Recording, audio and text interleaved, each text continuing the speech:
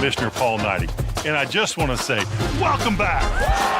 This is game time. This is Indiana high school sports. This is your IHSAA. Hey, Indiana. Let's clear the air about vaping. Glue, rat poison, paint. We all know these products contain poisons like formaldehyde, arsenic, and lead. And these are just a few of the chemicals you'll find in e-cigarette vapor. Let's clear the air, Indiana. Don't puff this stuff.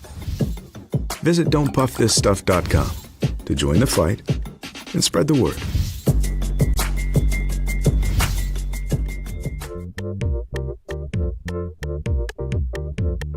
At first, me and my mom were struggling. I was trying to pay the bills and trying to take care of my mom at the same time. When I first heard that I can get paid for taking care of my mom, I was kind of skeptical because I had been doing it for so many years without pay. That's when I reached out to Passion to Care. I read all the reviews and I saw that they were #1 in the field. Passion to Care has really, really changed my life. Right now, I take care of my mom 24/7 thanks to Passion to Care.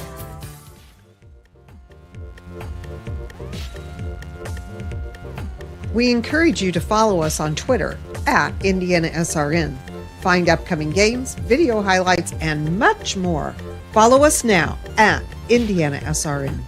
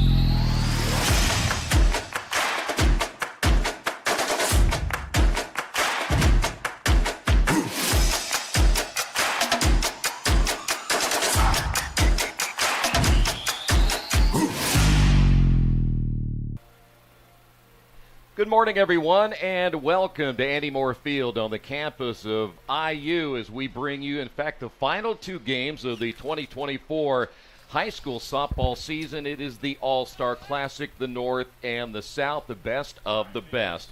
Today's games are brought to you in part by the Morales Group, building better futures one story at a time.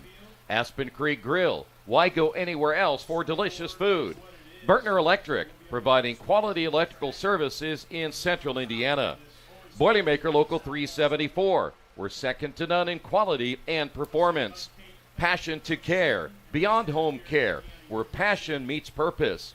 Clean Slate, inspired innovation that moves business forward. Piper Logistics, from warehousing to transportation and everything in between. The IndianaSRN Sports page, wall-to-wall sports news every day. Check out IndianaSRN.org and click on the Sports Page tab. And by the Heartland Collegiate Athletic Conference, watch the best Division III sports on HCAC.tv, where you always have a front row seat. Troy Dergowski, Chuck Levine with you. A warm day today in this doubleheader, but you're going to see the best of the best, Chuck, as we said a little bit ago, and I know throughout the broadcast you're going to get a chance to talk about some really good players, where they're going to school, some big numbers, but it's an exciting day for these players to play their final high school games. Absolutely, Troy. We're here at the All-Star Games here for Indiana's high school softball. We're here to see some incredible players make some incredible plays. You know, we talked about it on the ride down here. I'm excited for highlights, man. I mean, these are rosters full of, you know, incredibly talented women. We like you said, we're going to talk about some of their stats throughout the broadcast, but you know, I'm hoping to see some swings and misses, some big hits, some stolen bases. Let's have some fun today. Well, as we said, there are going to be 4 players we'll talk about. They are Miss Softball in their districts, but eventually one of these will be named Miss Softball. We'll talk about them as we go as well. But we have some players that are going to some big-time programs, including a couple that are going to Oklahoma, the defending, 4-time champions in women's softball, and there are players going all over the country from this game today. You bet. We have Riley Zaki from the north is headed to Oklahoma, and she'll team with one of the other both of these players are actually Miss Softball candidates, and she'll be teaming with Audrey Lowry out of Tri-West at Oklahoma next year. Like you said, an incredible program they're stepping into. You know that these two talented girls are about to take their games to new heights and a whole, about to change their lives, about to have a, it's just about to be, it's going to be fun. It's going to be interesting to see what they do, and I'm excited.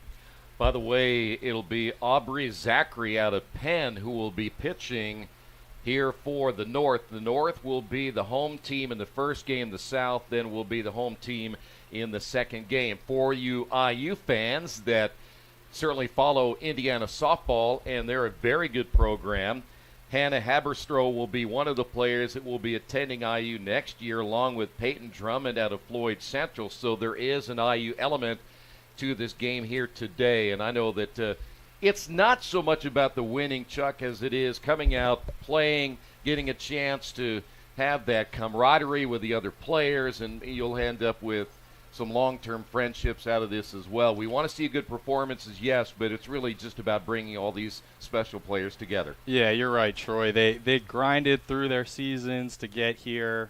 This is their reward. This is their relax, have fun, show your stuff.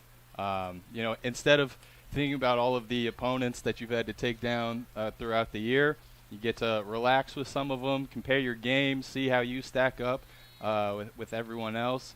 Mostly, whether it's just a personal thing for me, I want to see, all right, I know how good my game is. This is everyone else that, has been voted to be on my level, or I've been voted to be on their level. It'd be interesting to see, where I fit as a puzzle piece. Audrey Lowry will lead things off now. Of course, she's one of the players we mentioned moments ago that is going to Oklahoma. On the mound, as we said, Aubrey Zachary. They went 27-7 this season at Penn, and she's an all-state right-hander, and we are officially underway, and a swing and a miss. Now, there's going to be a lot of moving parts to this all-star games. So don't be too surprised if players are in and out. We don't catch them right away. Yeah. All-star doubleheader today. Want to make sure everyone gets some cuts, get some time, get some good reps. They all deserve to be here. Yes. So everybody deserves their fair cut. And a chance to come out and play against the best. And, again, Lowry out of Tri-West. That pitch will miss low. And we'll go to 1 ball, 2 strikes.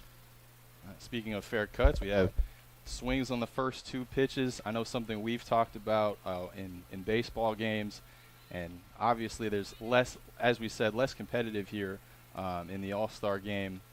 We want to see if we're going to work counts a little bit, let pitchers develop the strike zone.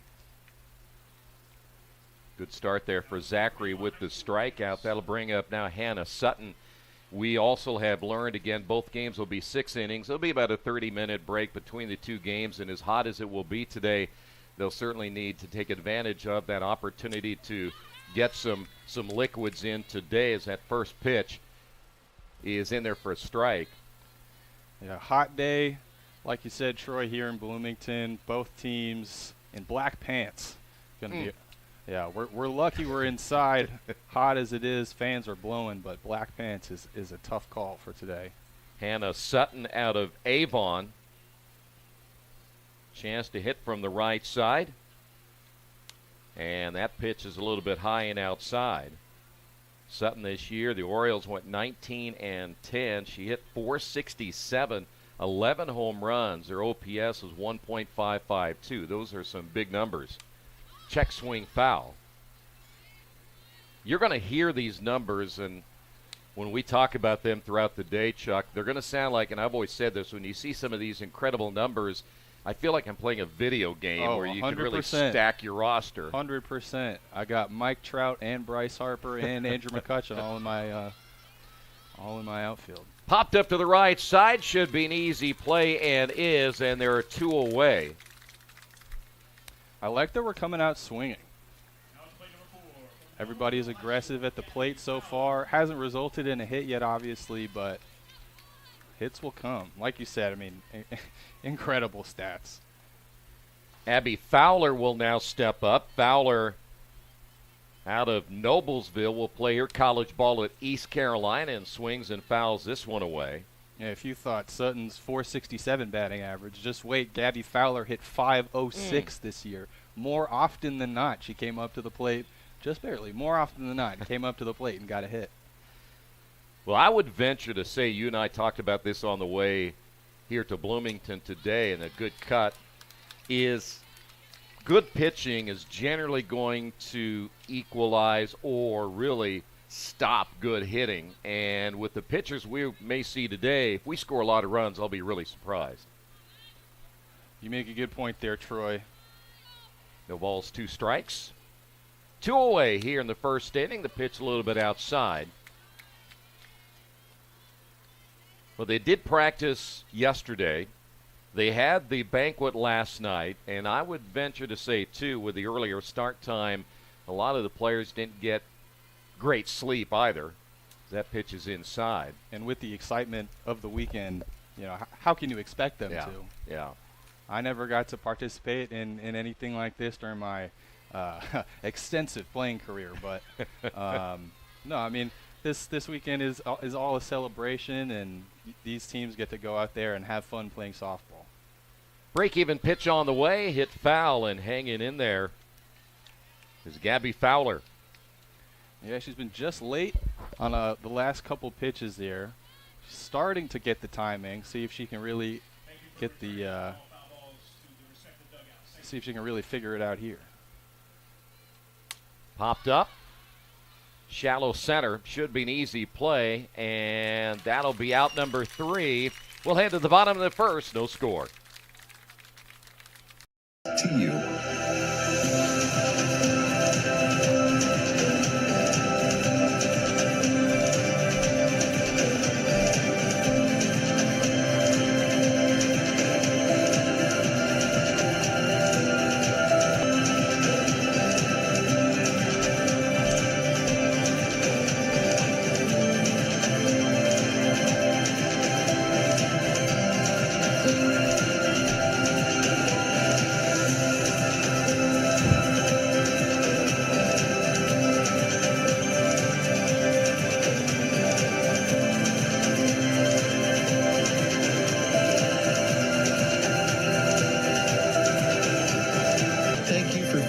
Standing with us. You are truly making a difference in the lives of our neighbors in need.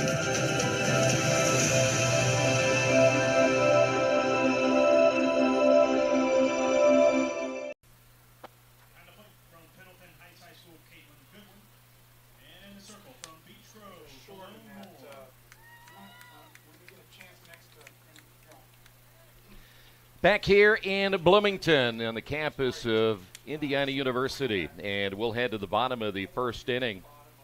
It'll be Malone Moore out of Beech Grove who will be pitching for the South. We'll talk about her in a couple of moments. By the way, if you missed it earlier, we've been about 2 weeks out of the state championship games. In the 1A title game, Rossville beat Tecumseh, and Tecumseh is well represented here today. That was in the 1A championship. In the 2A, Cascade beat LaPel. In the 3A, Western over Tri-West. And in the 4A, Hamilton Southeastern beat New Powell. And all those games were very close, as you would expect when you get to the state finals. So we are ready now here in bottom of inning number 1. If we want to really get into some nitty-gritty on stats here, leadoff batter Kyrus Click, our District 1 representative candidate for Indiana Miss Softball. She's got the Illinois I on the helmet. We'll get stats here. She had hit 653, led the state with 762 on base percentage, 12 homers, 32 ribs, 30 steals. I mean, this girl can do it all, and she's going to do it all at Illinois next year. Those 30 steals are a key. Well, that's a fly ball into left field, and there's virtually no wind here today, but a nice play in left to make the catch one away. 30 steals in softball is an incredible number. That's like Ricky Henderson getting 100 and some in baseball. Yeah, I mean, you can see this field a lot smaller than a baseball field, a typical softball field. So being able to get down in those base paths real quick, that's real impressive. Emily Sirik is at the plate. Will take that pitch for a strike. Sirik out of Munster. Her head coach, Jill Perez. Munster went 21-11 this year. That's a home run, cut, and a miss. Yeah, very human 378 batting average. Oh, I mean, she really slouched off. Yeah, she? right? Popped up right side. Should be a play in foul territory, and is, and another quick out.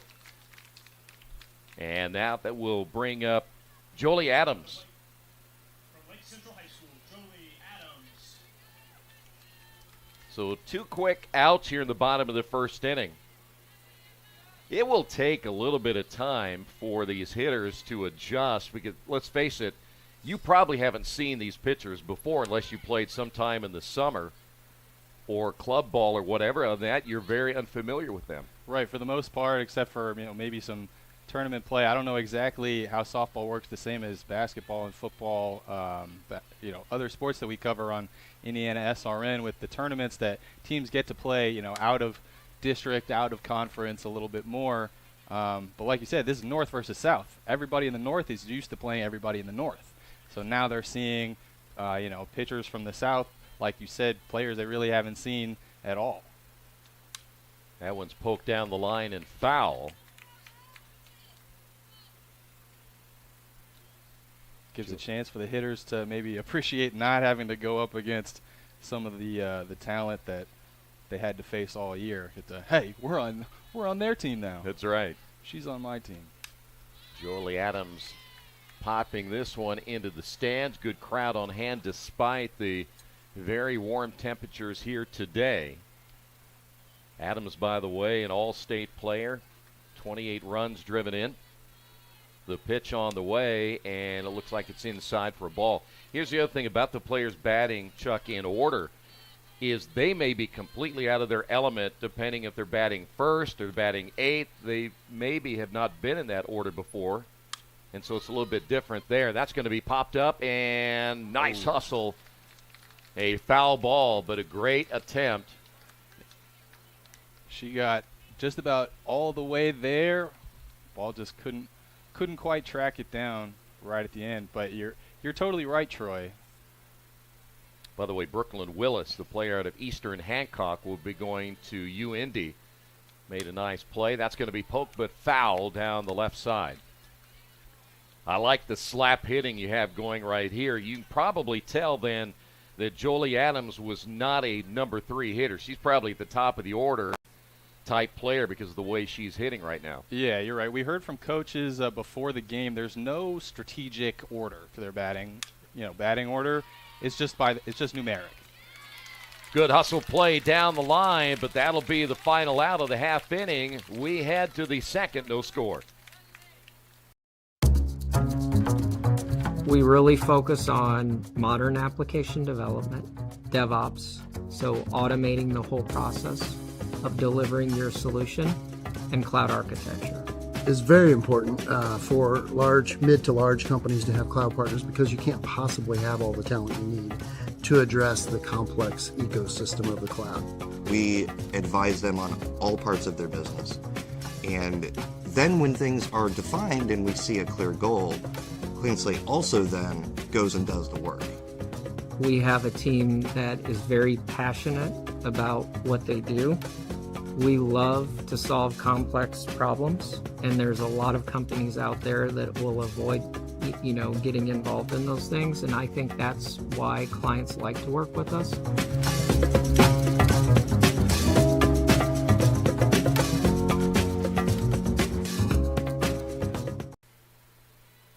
We see a good crowd here watching this. I give them credit, Chuck, because, again, what time is it? It's 10:17. It is probably close to 90 already, and yet they're here watching. Yeah, you see plenty of umbrellas out there. Get to enjoy the frozen lemonade. I already stopped by the stand there.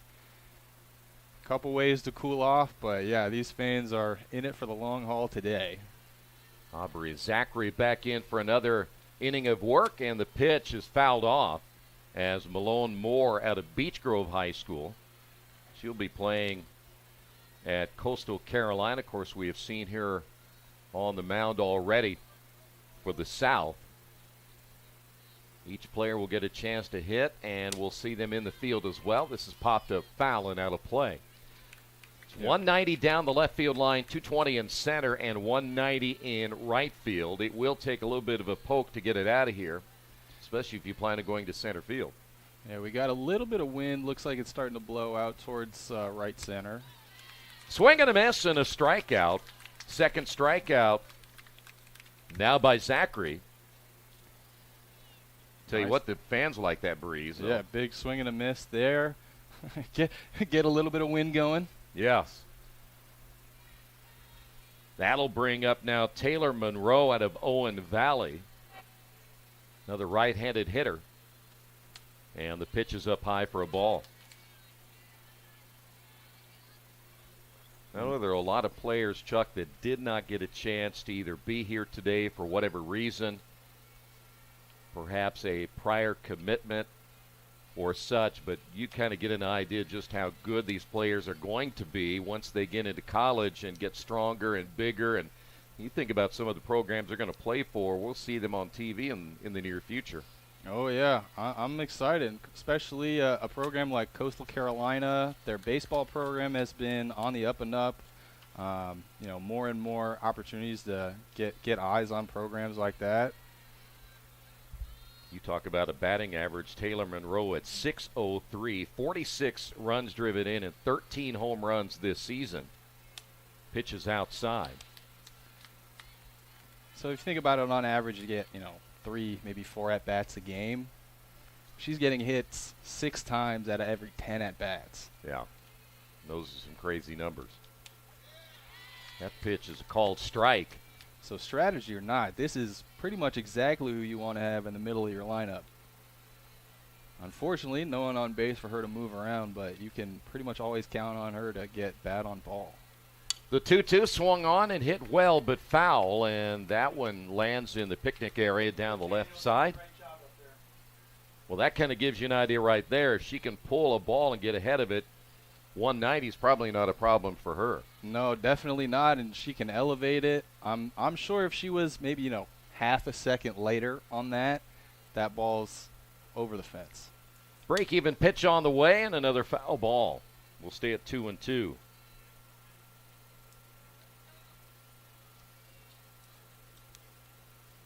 If you just joined us, we're at Andy Moore Field here on the campus of Indiana University. They had a good softball year down here in Bloomington as well. As that pitch is up high, that'll be ball 4, and we have our first base runner. No hitter, still intact. Oh, it's big bad voodoo to say it, but I know. I mean, I'm just thinking. Here is Alexis Thompson out of Clay City. The runner takes off. The throw is not in time, and a stolen base there for Taylor Monroe. Yeah, nice slide. We talked about how speed can impact a game. Stolen base there. She's able to get in just ahead of the throw, slid around the back of the base, and kept her hand on that front corner, able to hook herself on and avoid the tag. So Alexis Thompson, as the pitch is high and outside. Thompson this year, .487, 36 runs driven in, 12 home runs. Chance here for the South to get on top. Hit foul.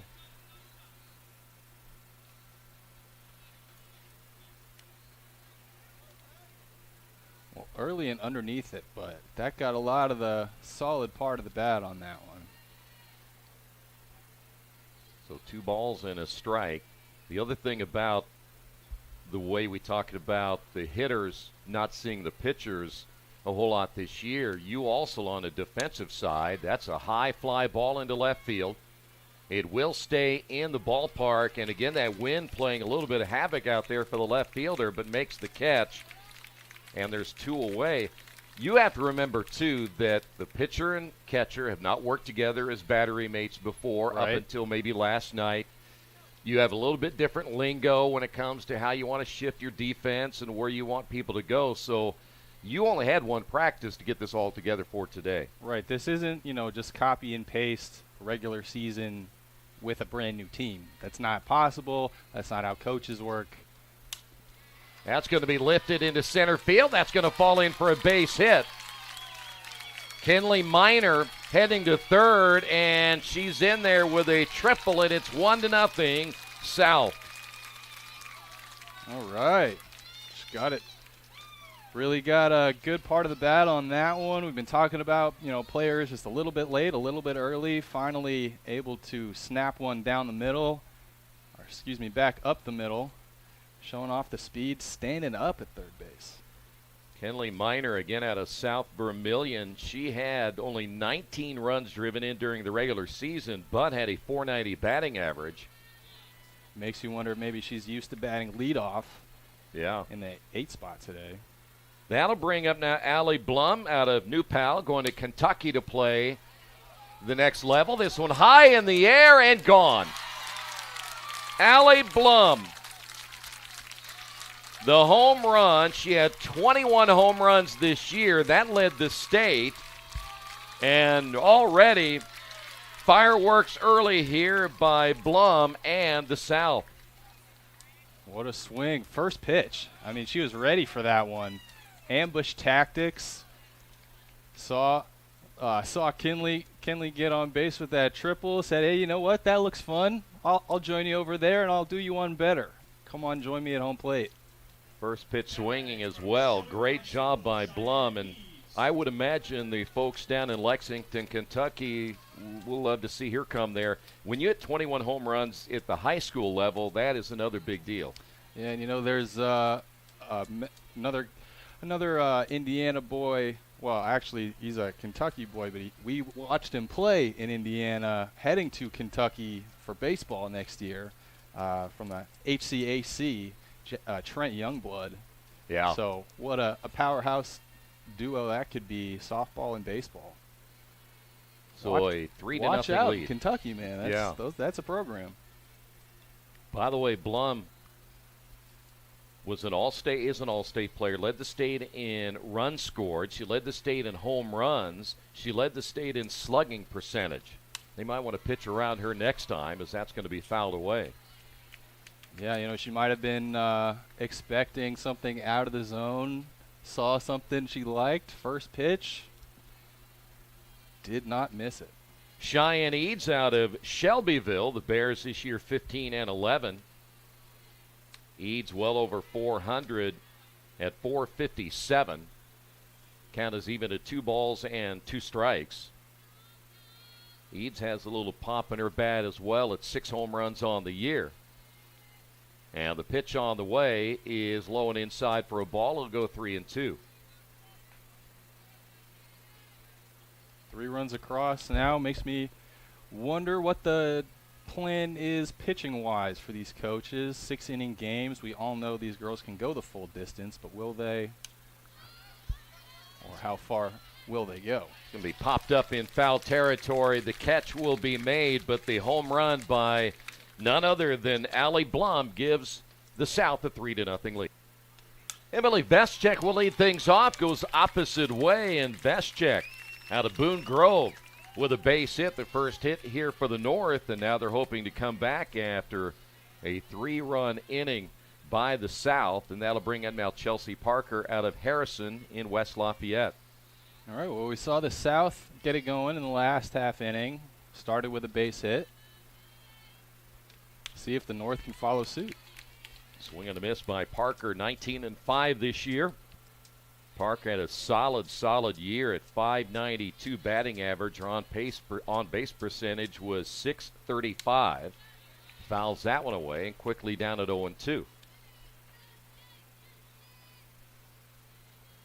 each team now able to get a base hit here in the first couple of innings. Veschak with 23 steals on the season. Might see her go here. Pitch in there for a strike. She does take off. The throw not in time and a stolen base. So we have a couple of stolen bases already. Promise nobody told me about that. Just a guess. 1 ball, 1 strike.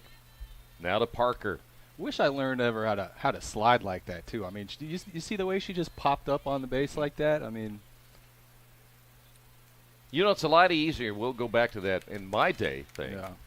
Where if we had a manicured field like this, we could have slid all the time. But we had these rocks and stuff, you know.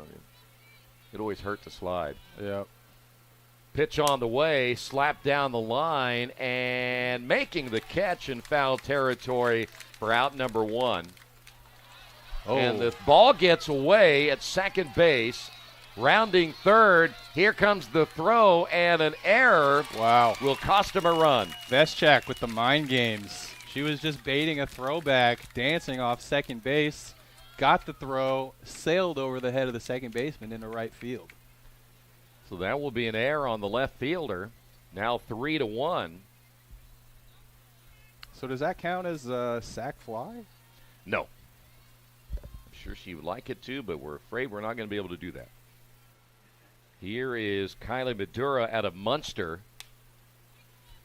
And the pitch is inside. As a hitter, I would love to have that as a sac fly. Yeah, it doesn't count as an at-bat, so. Getting RBI and keeps the average looking okay. Fly ball, will it get into the gap? And it will. At the base of the fence. And a double. As you see the bats coming alive, this time it'll be Madura. And that'll bring up Lexi Howard out of Crown Point. Yeah, great job.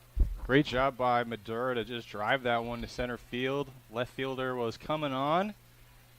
Just couldn't quite judge it. Ran into the fence. A little bit of a wide angle there. Lexi Howard at the plate. Out of Crown Point, as we mentioned.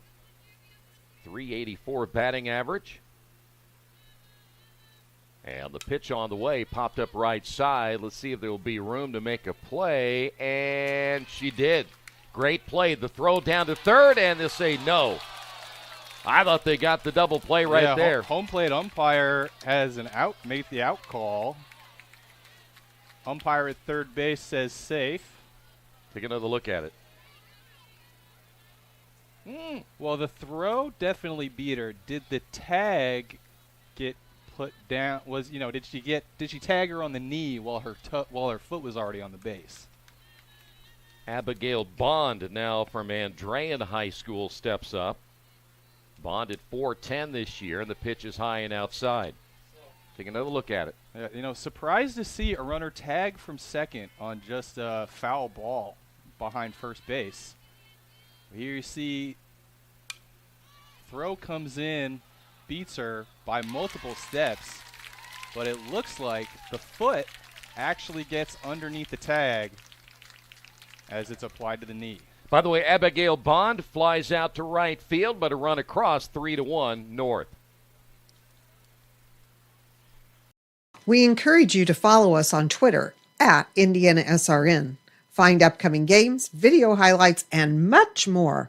Follow us now at IndianaSRN. Can't get to a computer? Then we've got you covered. Just go to the IndianaSRN app and stay up to date with all of your favorite teams. You can watch live coverage or relive the experience with our on-demand service.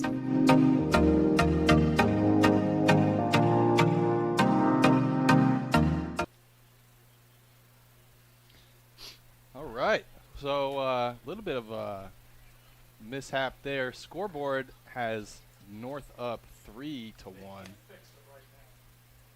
But in fact, it is 3-1 South as it is on our scoreboard here.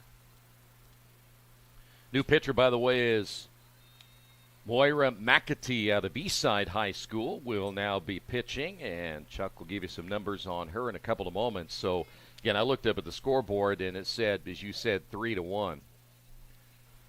So what we'll do is we'll make sure that if you if you can see that scoreboard, it's actually South leading 3-1.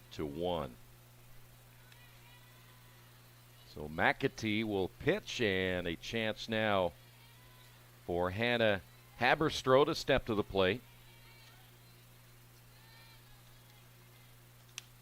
Pitch in there for a strike.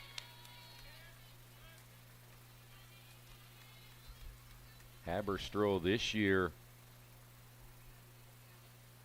.542 batting average for Center Grove, who went 25-7, and that pitch coming inside and hits her on the helmet. Now, I understand that in softball you can, as a part of slap hitting, you can walk up into a hit, but she walked up crouching into getting hit. Now, if you can see it coming, maybe don't walk into it. Try to get out of the way. Runner takes off, throw down, not in time, and a stolen base there for Haberstroh. Yeah, it doesn't quite make sense about that, does it? Riley Janda. You think it's like the same thing if you hold down the bunt and get hit, it's a strike. It's a foul ball. Seems logical to me. There's a base hit. Throw comes in, and immediately heading down to second base on the throw will be Riley Janda, who's on her way to Louisville next year. And now the South getting something going here in the third inning. Caitlin Goodwin will step to the plate out of Pendleton Heights. Yeah, nice job getting the ball in quick. First baseman had to come over to cover, is what allowed Janda to get all the way to second. Goodwin at .472 this year for the Arabians, who went 17-12, had 35 runs driven in. Yeah, she's got 2 plated here. See if she can drive them home. There's a pitch on the outside corner for a strike. So now runners at second and third. South trying to build down a 3-1 lead.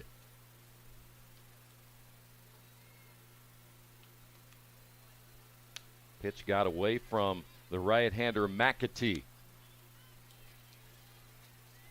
Count is even at 1 ball and 1 strike.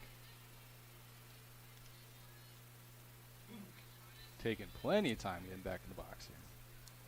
Everybody's got a routine, right? Yep. And you don't want, and you know, baseball, you're very, or softball, you're very routine oriented. And not quite superstitious, but certainly close. Stitious, none the least. Yes, you got something in there. Wide open stance from that left side as well. That's going to be ripped and fair. That's going to score 2 runs. It's now 5-1. Heading to third. Here comes the throw. Can she stretch out a triple? Yes. So Caitlin Goodwin with another extra base hit, and she drives in 2 right there, and it's now a 5-1 lead. Yeah, we were just talking about it while she was in the box. 35 RBIs on the season. She knows what she's doing when it comes to runners in scoring position. Drives them home. Does it again there. South extends. That'll bring up now Annalea Adams out of Union County. She had a heck of a year as well at 6'14", Chuck. Her slugging percentage at 1.228. In the middle of that Patriot orders. That pitch is up high. Yeah, that is a player you like to have.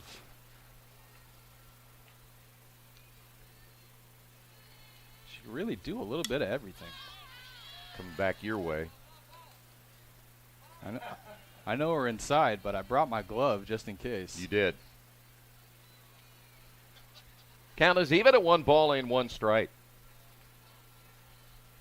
Big inning for the South, and they're doing it all with no outs. Good cut. That one fouled away. Brock Pilgrim, the head coach for Union County. By the way, I think just about every coach is here today that has a player represented. Off-speed pitches outside. And the count will go to 2 balls and 2 strikes. Yeah, this is a big community day for Indiana softball. Parents from different schools. You might have a couple players. There are a bunch of players from Center Grove, for example. So you might see a couple familiar faces here and there. But for the most part, these are parents from all over the state. Fly ball shallow left, and it is dropped, and a run will score. Out in left field is Lexi Miller, and unable to squeeze that one. So Adams will be at second base with a two-base error, and it's 6-1. And that is exactly why coaches tell young players to run it out. Keep going until they catch the ball or drop it. Could have just, sat and watched that fly ball, but instead ends up at second base. Brooklyn Willis will now step to the plate as that's fouled off. So now depending on if that's, scored as a hit or an error, that could be an RBI. By the way, Wills this year for the Royals, 26-3, a .560 batting average. And that's going to be a wild pitch, and that'll advance Adams down to third. And right now, McAtee struggling in the circle. Certainly appears shaken. Wasn't able to, get out to a good start. First batter, first swing was a single. There's another extra base hit. Wills down to second with a double. As Adams will score, and that'll bring up Peyton Drummond out of Floyd Central. And it looks like we're getting a meeting on the mound here, or in the circle, excuse me. But, Troy, it goes back to what you were saying, at the beginning of the game. These girls are all coming from different teams. Even if you had a great, repertoire with your catcher this season, come into an all-star game, you're throwing with someone you might have seen once, might have played catch with a couple times, but at the end of the day, this is a pitcher stepping into a whole new look, something she, hasn't been able to deal with. Not everybody's day, so. All right, we'll have a new pitcher as Mackenzie Arroyo will come in. We'll talk about her next right here on IndianaSRN. From warehousing to transportation and everything in between, Piper Logistics does it all. Centrally located, Piper Logistics has 2 warehouses in Indianapolis and a warehouse in Cincinnati, Ohio. Piper Logistics houses over 1 million square feet. Along with our transportation department, we can provide service to half the United States markets.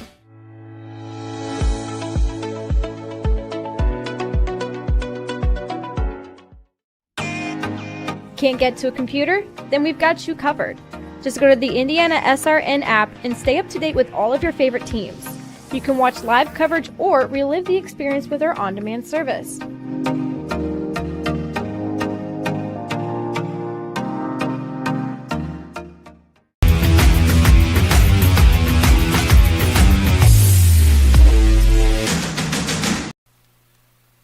We mentioned a little bit ago that the new pitcher will be Mackenzie Arroyo. And there's an attempted bunt and a strike early. Give you some numbers on Arroyo when we get an opportunity. Next pitch is bunted foul. By the way, Peyton Drummond out of Floyd Central High School. She'll be playing her college ball at Indiana, so she'll get used to this field.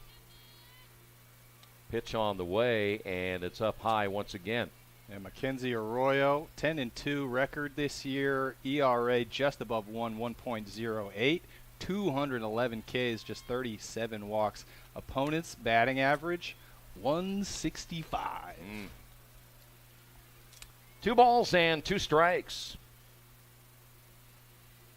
Lots of quiet games with Mackenzie Arroyo in the circle. Drummond fouls it off, and you can tell again, Drummond, one of those players, led the state in stolen bases with 55, so she's more used to being a leadoff hitter than she is down in the order like this. But a chance to perhaps drive in the 8th run of the ball game already, slaps this one foul. So Willis down at second base with the double to drive in another run. And now Peyton Drummond. The new catcher, by the way, is Lillian Pierce. Hit to third. The throw to first in time will keep the runner at second base, 2 away. Yeah, slap hit, effectively mostly a bunt right there, trying to get the runner from second to third. Not able to get it done on that one. Brooklyn Miles out of Jeffersonville. That one foul tipped and held on. Miles this year at .410, 30 runs driven in. Ended up with 6 triples this year. Swing and a miss. We've already seen 2 triples from the South so far today. Maybe we're in store for 1 or 2 more. Not easy to get triples here either when you think about the short fences that you play in softball. Grounded to the shortstop, looks the runner back, throw to first in time. Nice play there by Michaela Shively out of Bremen High School. That'll bring it Callie Dickerson. We covered Bremen earlier this year in some basketball tournament play. Michaela Shively, a 2-sport athlete. Dickerson, 10 home runs this year, 45 runs driven in, a .521 batting average, and as you would expect is an all-state player. Fouls it out of play. Now that fan ducked out of the way of that. You can't do that. That might be the last thing you want to do is take your eye off the ball. Yes. He was in no hurry to catch that one. I mean, he's got sunglasses and a hat. He got a makeshift glove already. 1 ball, 2 strikes. Now to Dickerson. A 3-run second, a 4-run third now for the South. Here's another one. And that's going to go a little bit shorter, and he gets an error on that one. Yeah, that was play to be made. He's right there, watched it all the way through, into the hand, and out. He should be receiving, and of course he hurt his hand there, I see. He should be receiving a round of boos right now for dropping it. Just tough home crowd. Might need one of those iced lemonades to get the bruising down. We'll stay at 2 balls and 2 strikes, 2 away as we play here in the third. All South at this point. Lined into the gap, and that's going to fall in for extra bases. Another run will score, and it's now 8-1. Dickerson with a double. Well, I was thinking in my head, I was glad I didn't say it out loud because I was thinking it would have been commentator's curse, but I guess it happened anyway. Arroyo was doing a great job, got 2 outs, kept it in the infield, got 2 easy outs. Looking to get out of the inning relatively unscathed, but there it goes. Morgan Poole out of Scottsburg. .435 on the year, takes a home run cut, fouls that one away. There you look at that double in the gap right there. Nice job to elevate the line drive there. Center fielder knew she couldn't make a play to catch it, so she had to take the angle off the fence. So just like that, Poole down to the count. Had no balls and 2 strikes. The big hit of this one, though, has been the 2-run home run by Allie Blum of New Pal. We will be naming our player of the game when we are done today. The Aspen Creek Grill player of the game. We'll leave that up to Chuck to do. That way any hate mail will go to you, not me, right? Oh, thanks, Troy. Sure. The 0-2 pitch on the way is up high. Boy, they keep me behind the producer's chair all season. First game, and I get the hate mail. All right. Yep. By the way, welcome to the broadcast. We just thought to add that to it. Here's a foul ball. There's no pressure in that at all. No, none at all. None whatsoever. 2 balls, 2 strikes, 2 away here in the third. It's now 8-1 South. I hear you guys do it so often. I figure I should give it a try. You should. 3-2. Arroyo, as you mentioned, got off to a good start. Now struggling a little bit. The senior out of Leo High School. The pitch. Got her swinging. Arroyo ends the half inning, but the South leads it 8-1.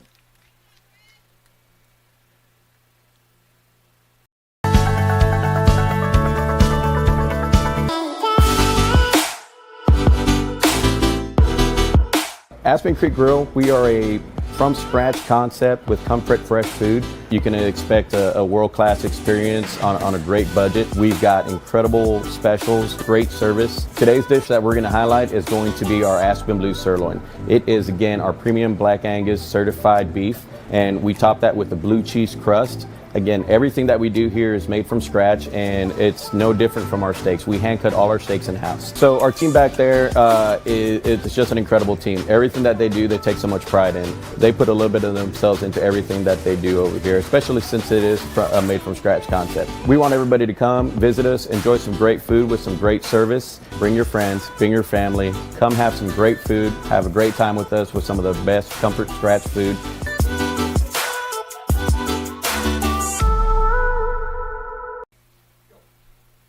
I want to remind you today's game brought to you in part by Officially Human. Their mission is to restore respect to game officials and recognize them as authorities on the field and the court.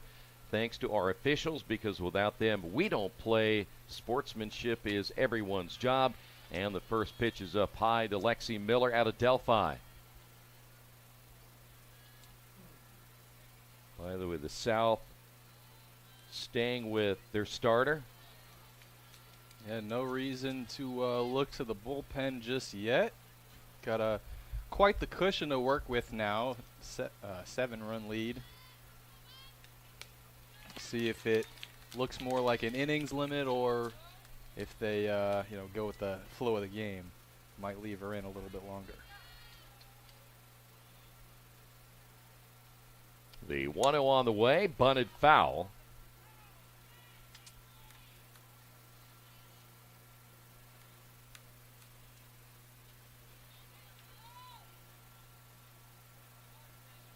Starting to see more umbrellas popping up in the stands. By the way, Lexi Miller hit .390 this year. As that pitch misses the strike zone, 3 balls, 2 strikes. And by the way, Lexi Miller led the state in strikeouts this year with 310 as a pitcher. Swing and a miss.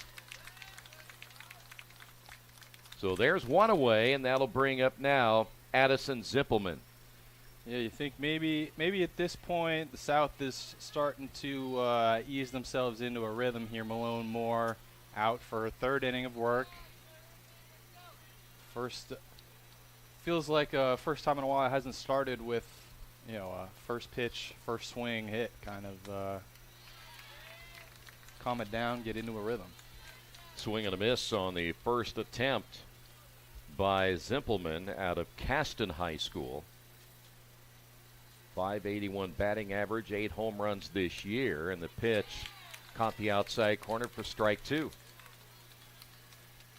I would venture to say, after watching this right-hander throw, that she loves hot weather. The 0-2 took something off that one, just missed outside. And you got to remember, these players will leave here. A lot of them will end up still playing summer ball before they head to college next year. There's a foul tipped and held on, and a strikeout. 2 away. See, we got a little bit of a handshake going here between Moore and her catcher, Jenna Donahue. Starting to figure out a little swag here. Michaela Shively. Shively at .487 on the year.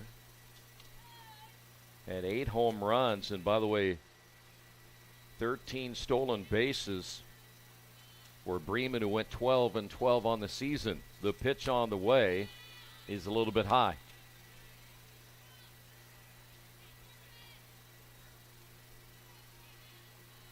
36 RBIs for Shively, 921 in the slug department. That one looked like it might have caught a piece of the catcher and the umpire. By the way, the catcher is, again, as you mentioned, Donahue. And they'll give her a chance to recover. Wonder if it hurts a little bit more on a day when it's 90 or a day when it's down in the 50s. Ooh, yeah. I'd have to say a colder day might be a more brisk hit. Yeah. Either way, I don't want to be hit by either. Yeah, you know what? I like it here in the booth. Yes.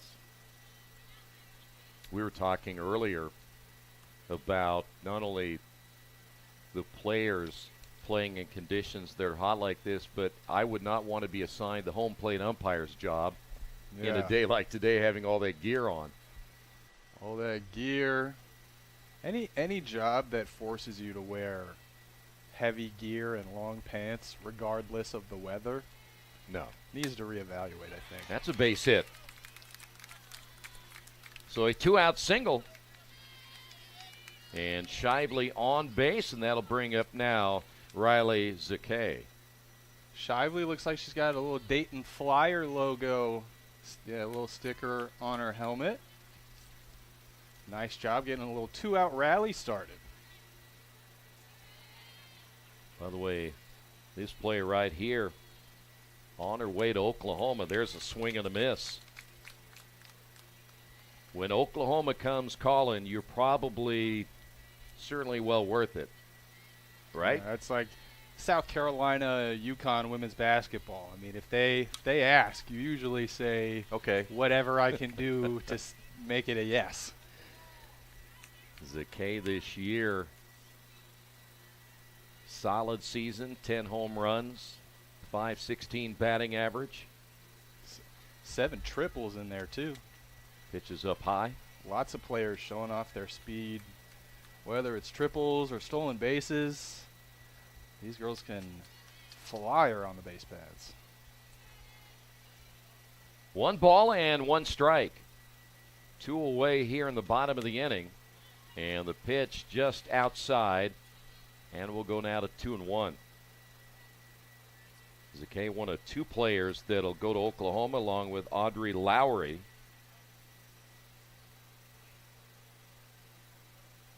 The 2-1 delivery is hit foul. Runner was taking off right there. You're down 8-1. You need to get something going on offense. Well, you might appreciate this analogy or this reference.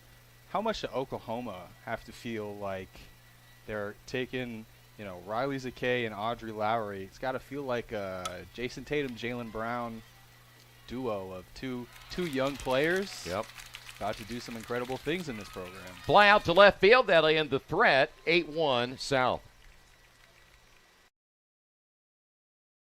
At Morales Group Staffing, we are all about building better futures.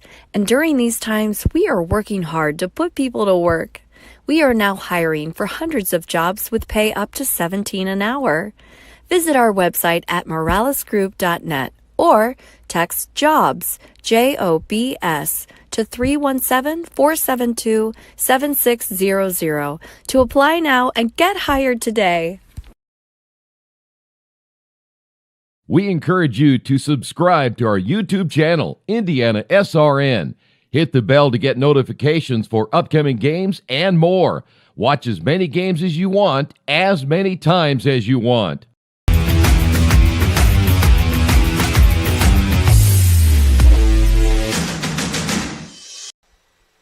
Today's game brought to you in part by Tam's Sweet and Savory Cafe, where they offer traditional food like Grandma used to make, a great staff, and even better food. Check them out Wednesday through Sunday. If you need more information, give them a call at 317-760-1640. Arroyo's back in, and the first pitch is up high. Yeah, Arroyo got the last batter of the last inning to strike out. I expected to see a little bit more of that, and maybe we'll see more going forward here. She did it 211 times during the regular season. Jenna Donahue going to Evansville next season. Pitch on the way is a ground ball. That'll get through for a base hit. So the South continues to swing a hot bat, and that'll bring up now Kate Ridgway. Yeah, able to work her way out of that 0-2 count. Arroyo is doing a great job getting ahead. Great counter. Single through the hole there. Ridgway out of Sullivan High School takes that pitch for a strike. Ridgway this year, 366, 24 runs driven in.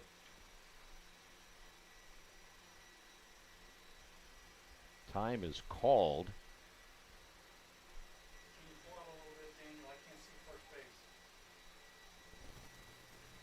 Arroyo's next pitch on the way, swing and a miss.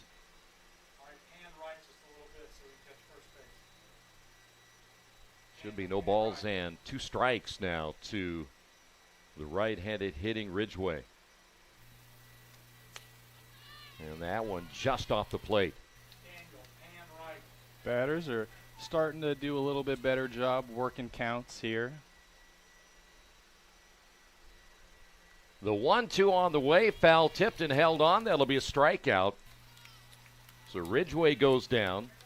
2 out of the last 3 hitters have struck out. And that'll bring up now Taylor Ash out of Tecumseh.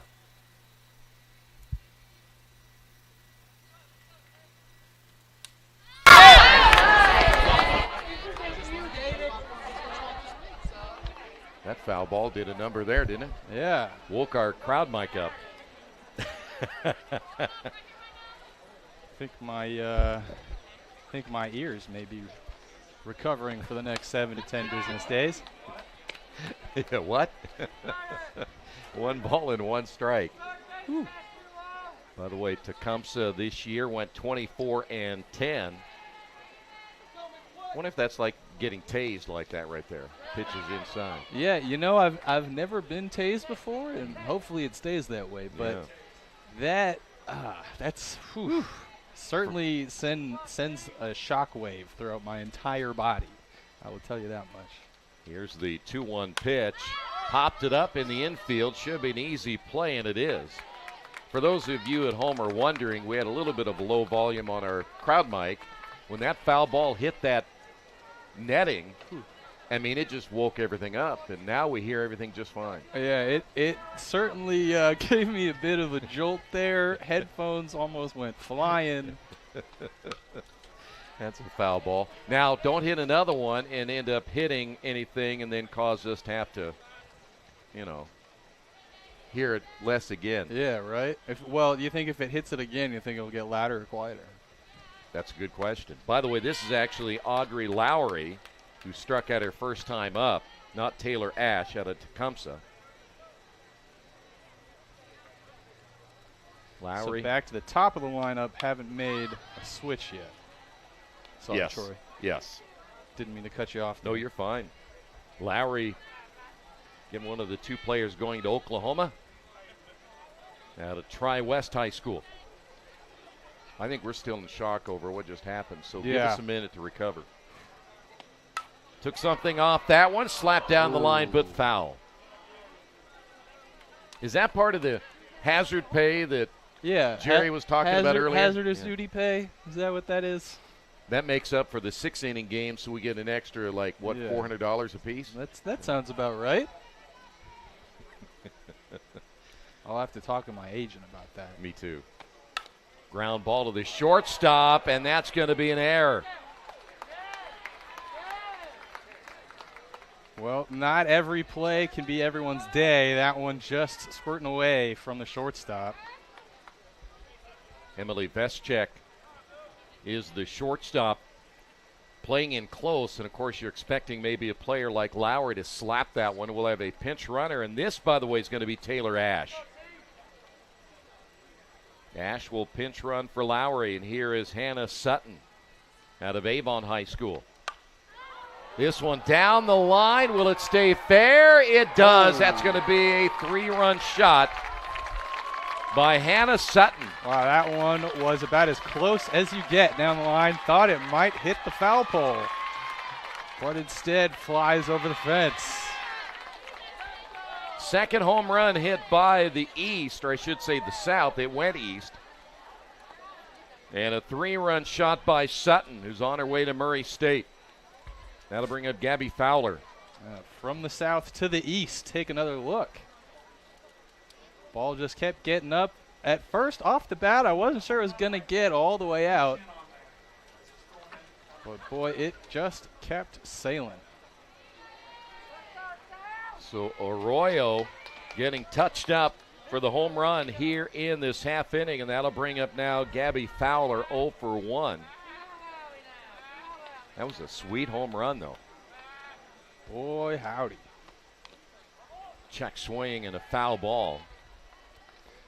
And a check swing foul ball always feels like, you know, the biggest not a letdown, but like, you know, I did my best, I held up, I didn't swing, and I still swung. Pitch is outside. It's that indecision. Yeah, the softball guys just doing you dirty a little bit. It's terrible. Just for thinking about swinging at that pitch, we're going to give you a strike. The 1-1 pitch on the way. A little bit high, or do you call that a strike? Nope, it's going to be 2-1. Right now, it is all South. And boy, they came out swinging the bats in this one now, an 11-1 lead. Pitch low and inside. Count should be 3 balls and a strike. There we go. We were a ball behind after the confusion there. It sounded like he might have said high, as in calling a ball high, but at the same time, Deep center field, solo shot right there. Yeah, that one was high, deep, and gone.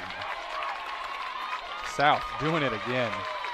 Back-to-back home runs by Sutton and Fowler. Everybody getting in on the action, huh? By the way, 220 to dead center field, and that's about where it was. Yeah, we've got a little bit of wind blowing out that way. We're going to take another look. That ball got up and quickly out center field. You see right by the little stands, the Indiana stand right there. I give that ball a good 230, 240. Yeah. As they say, she got every bit of that one, and that'll bring up now Malone Moore, who struck at her first time up. 3 home runs now by the South. There is no run rule in the All-Star game. That's right. We're not going to see a mercy rule in an inning or in a game. So this is where, you know, you really need to remind yourself it's not about winning, it's not about losing. We're here to celebrate the game that these girls have played, you know, all year and done such a tremendous job at. And now they get to come showcase their talents with everyone else.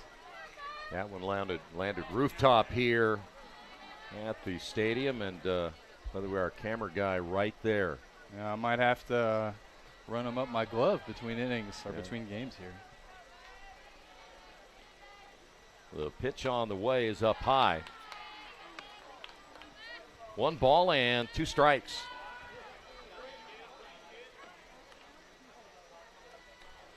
Doing it with 2 outs, too. How about it for the South? Foul tipped, held on, and that'll be a strikeout. That'll end the half inning, but 4 more runs across. It's 12-1 South.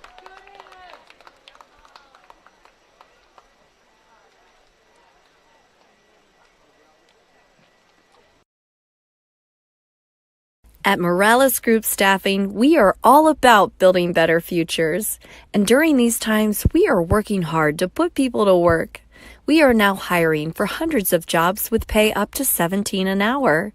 Visit our website at moralesgroup.net or text JOBS, JOBS, to 317-472-7600 to apply now and get hired today.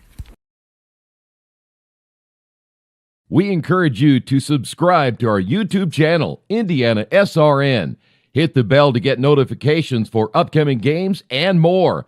Watch as many games as you want, as many times as you want.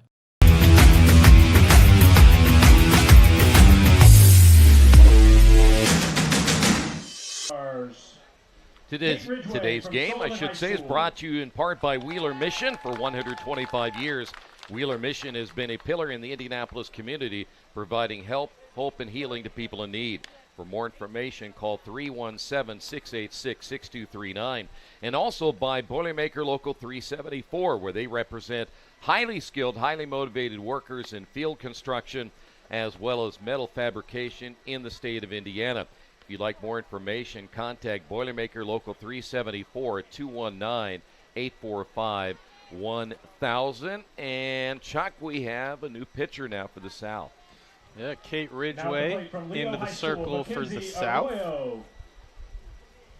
Arroyo will lead things off here for the North, and the first pitch is a called strike. So that officially calls it a day on Malone Moore in the circle. 3 innings. Only the 1 run allowed. Base hit, right field. So Arroyo leading things off her first plate appearance. Now at the plate from Penn High School, Abby Widmar. Here is Abby Widmar out of Penn High School.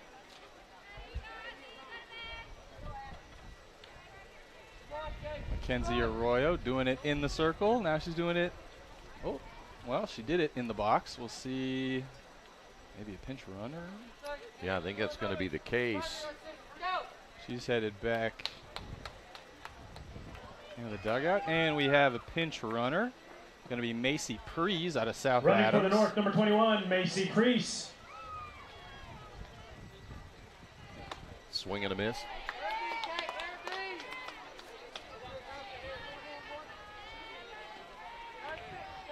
Prees has 50 runs scored this year. Career batting average 398. Runner takes off. That's going to be a wild pitch.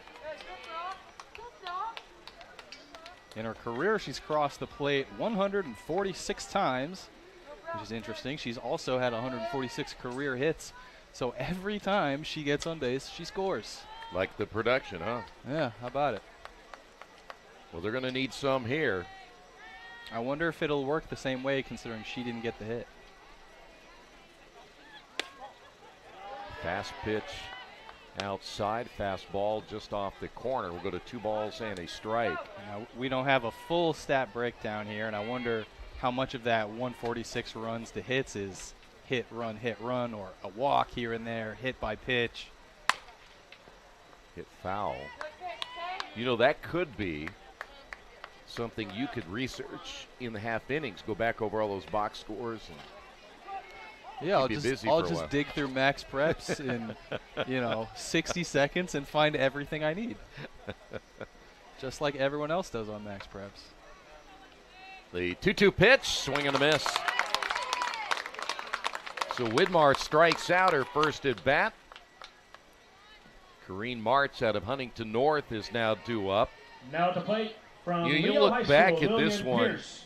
and you have all these numbers there when you score 12 runs in the first 4 innings, how many times that players for the South have been up.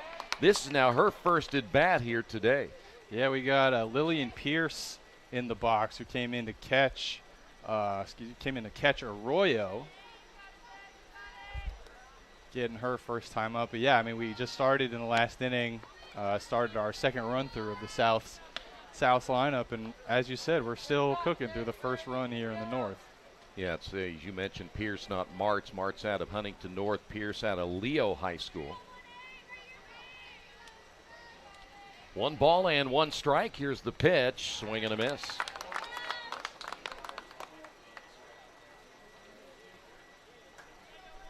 By the way, Keith Myers, who is one of our leaders in IndianaSRN, is on vacation this week. He is down south fishing as that's hit foul. I can imagine him fishing, though. Yeah, I can't wait to see where this goes. He caught a 20-pound bass. Woohoo! Boy, that thing's fat. That's a big fish right there. Didn't he mean 20 ounces? 20 grams, maybe. There's another swing and a miss. Nice pitch and a strikeout of Pierce. That'll bring up now Chloe Lynn. If that's 20 pounds, you and I are obese. Oh, man, we are bringing up the national average over here. Man. Now at the plate from That's Western 20 High School, pounds. Chloe Lynn. Also means I can lift a lot more than I Yes, thought. you which can. is a nice thought. Swing and a miss there by Lynn. Uh-oh. Uh-oh, yeah, she's dancing between second and third. Gonna have Finally teased a throw. And the final throw gets her out down at third. Unless they say she is safe. I think they said she's going to be safe. Got under the tag. Now that one's confusing because the umpire's hand was closed, and I know I come from a baseball background, but in my mind that's an out call. But maybe he just holding something in his hand. You see a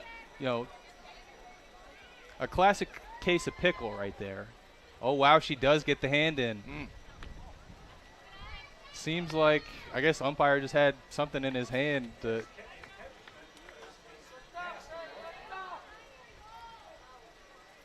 We'll have to check that out. Yeah.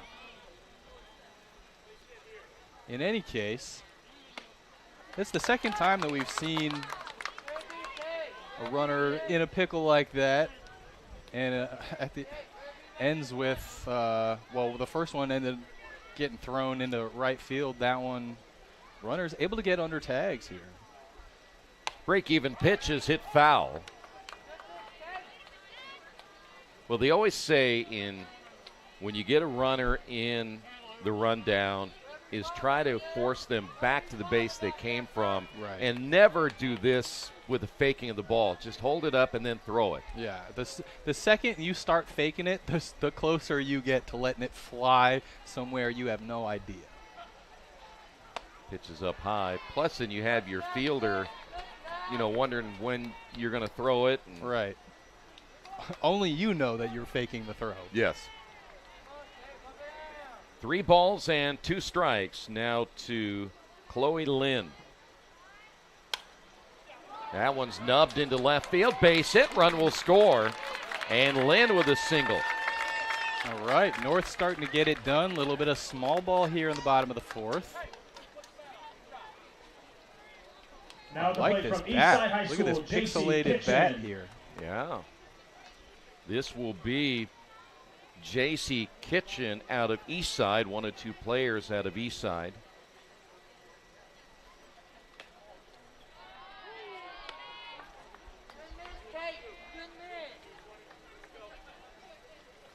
So now Kitchen a chance to perhaps keep the inning going with a run across. And 2 outs already, so a rally will need. Look out. A rally they will need. See if maybe she can work a walk here. That pitch looked a little high. Went after it anyway.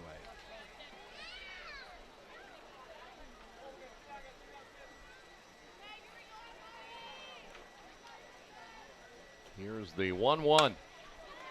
Slap down to the third baseman. Strong throw, not in time. Runners at first and second. Now at the plate, Macy Priest. Yeah, small ball keeps it going. Everybody's looking good. Speed on showcase there. We got a friend in the booth.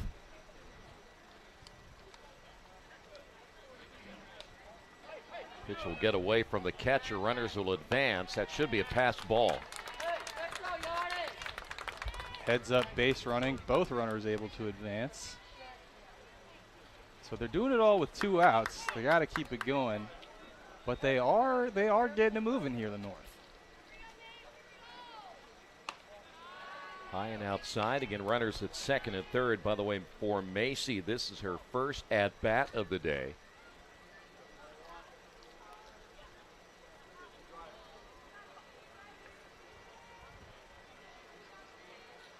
Pitch on the way, swung on and missed.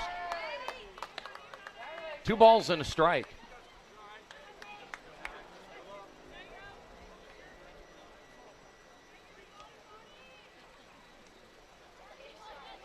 2 runners in scoring position. Just need to find a spot. Trying to slap that one for a base hit. We'll go to 2-2. Yeah, plenty of open room between center and left field.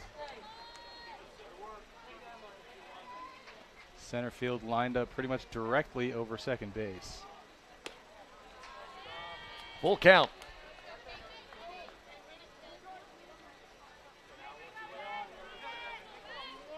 Well, if you're going to deliver, you might want to do it right here, run across. You have the bases loaded, chance to perhaps get a couple of more runs. And it's outside. We'll load them up. Nice job by Priest, not doing anything too outside of her game. Make the pitcher Now throw to you. Don't go get him. Nice job working the walk. Bases loaded now for McAtee. You heard McAtee at the plate again with the bases loaded and the pitch inside. McAtee had a tough go in the circle. Maybe she can bounce back a little bit here at the plate.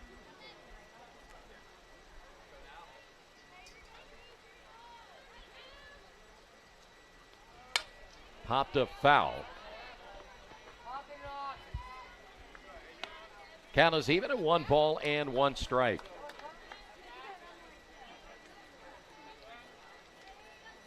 There's a good look at McAtee, right-handed hitter.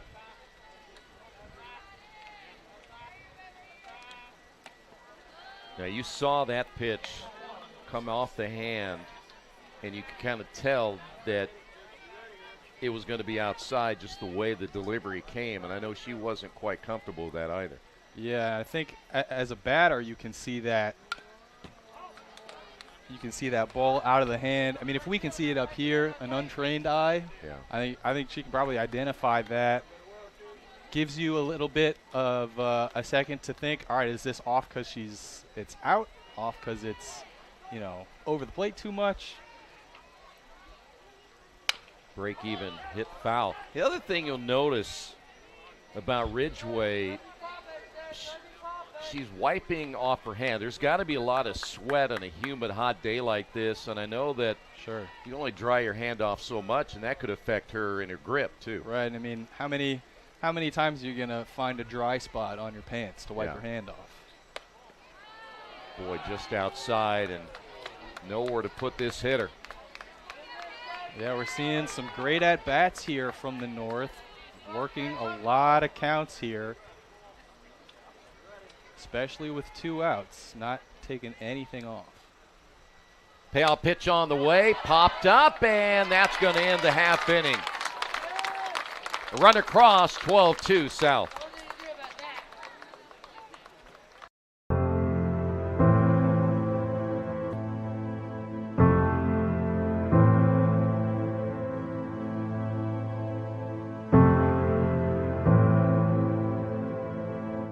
Calling officials cheaters or corrupt, it's not a game.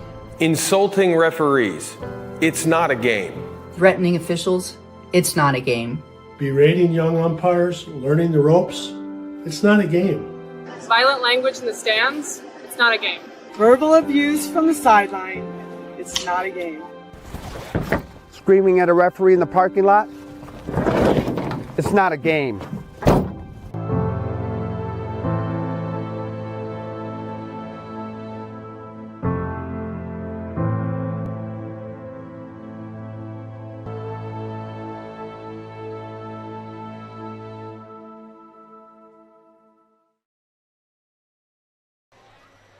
Today's game brought to you in part by the Morales Group. Their mission is building better futures one story at a time. They acknowledge the whole person and their individual story. For more information, call 317-472-7600. By the way, Abigail Bond pitching for the North out of Andrean High School. And pitching from Andrean High School, And here is Abigail Taylor Bond. Monroe out of Owen Valley. Walked, stole a base, and scored a run so far today. Taylor Monroe. Again, only 6 innings will be played in these all-star games. Be a half hour between the 2 games, and then we'll be right back at it for game 2, and that pitch outside for a ball.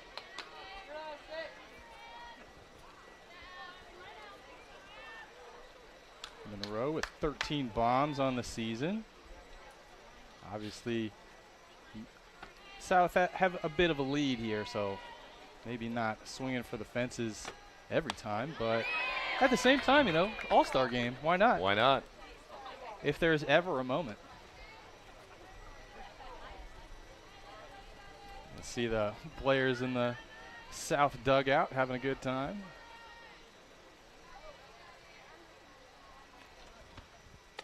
One thing about it, though, if you're not a home run hitter, probably not the best thing to try to do. Now, if you are, I think, yeah, go for a shot. But a lot of times you end up over swinging and you end up grounding out or flying out more often than not.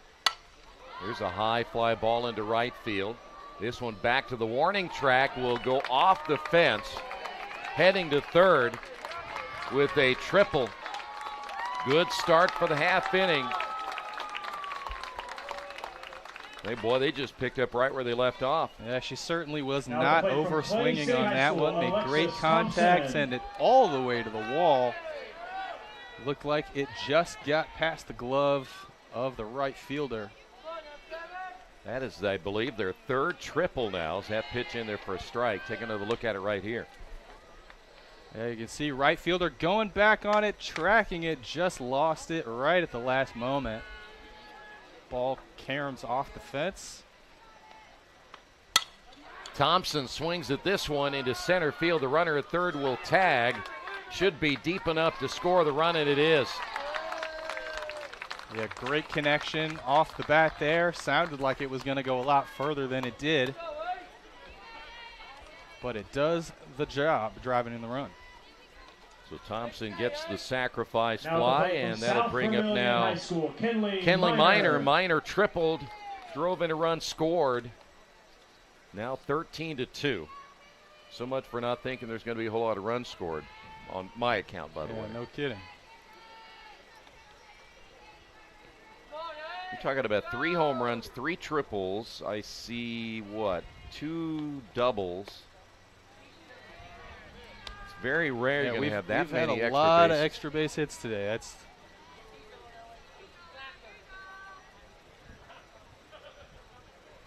one ball and no strikes. Here's the pitch.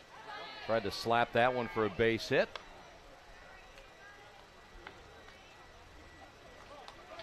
everybody trying to stay hydrated. It is a scorcher out here today in Bloomington.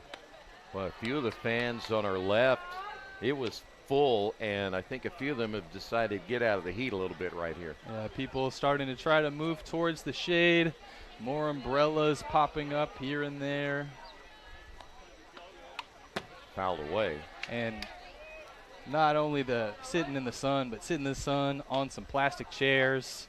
There we got a good look at our crowd there.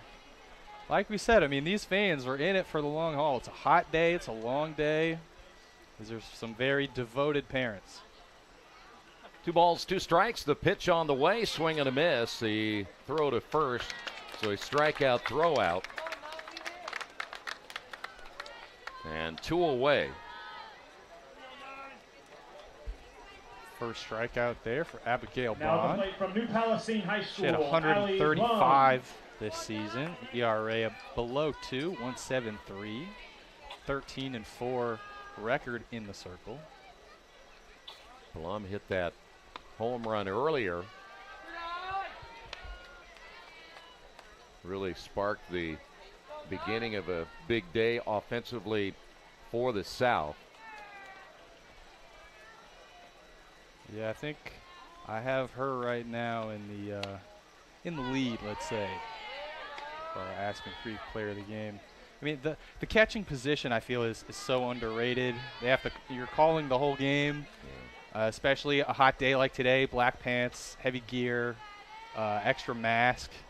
You know, she's putting in a lot of work on both sides. And going to come up with another base hit. Second hit of the day for Blum. Now at the plate from Shelbyville High School, Cheyenne That'll bring up now Eads. Cheyenne Eads. And if my numbers are correct, I think that Blum might be the only player so far that has 2 hits in the game. I do I do believe. It's going to be fouled away. Like we said, this is our second run through here of the South lineup.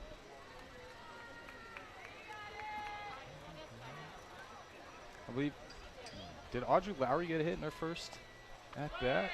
Runner takes off, pitch in there for a strike, head first slide, stolen base by Blum, who's now trying to get into every category here in this one. You said Lowry? Yeah, she had, I know she led off. She struck out in replaced. Yeah, she struck out, then reached on an error. That one's hit well into left field. This could be another one, and is. Yeah, Blum had turned and looked and was started to jog already. The sprint was not for long. That ball got up and out quickly. 4 home runs hit now by the South. And it's 15-2 in a game not as close as that score may indicate. Yeah. Haberstroh will step up. Cheyenne Eads put a charge into that Now one. batting from Centerville High School, Hannah Haberstroh. Take another look. That ball, yeah, just sailing. See you later, bye. It's obvious, we can say it, the ball is carrying out, at least for the South here today. Yeah, they sure have found that wind tunnel out there. There's a strike. We've got home runs to straightaway left. We've had a home run to left center. We've had a home run to straightaway center field. Are we going to see a right field home run? I don't know. We got a lot of cars back there. Might get a little dicey. Well, you've got a left-handed hitter, but a slap through the legs of the shortstop, click. And heading to second, which is rare, you have an error on an infielder, and the runner gets to second base, so Haberstroh will reach base again. Yeah, a little bit of heads-up base running by Haberstroh. She seemed to be or not happy necessarily, but resigned to the what was happening with a ground out. A little bit of a Bill Buckner situation there at short. I know you're a Boston guy, not necessarily a Red Sox fan, but when I'm around Keith, I tell him I'm a Red Sox fan, so he's not alone in the world. Not that there's only one Red Sox fan, but around here he's very rare. Like his fish. The pitch on the way to Janda, and it's in there for a strike. If that's what we would be eating for dinner, Jerry, we will all starve to death.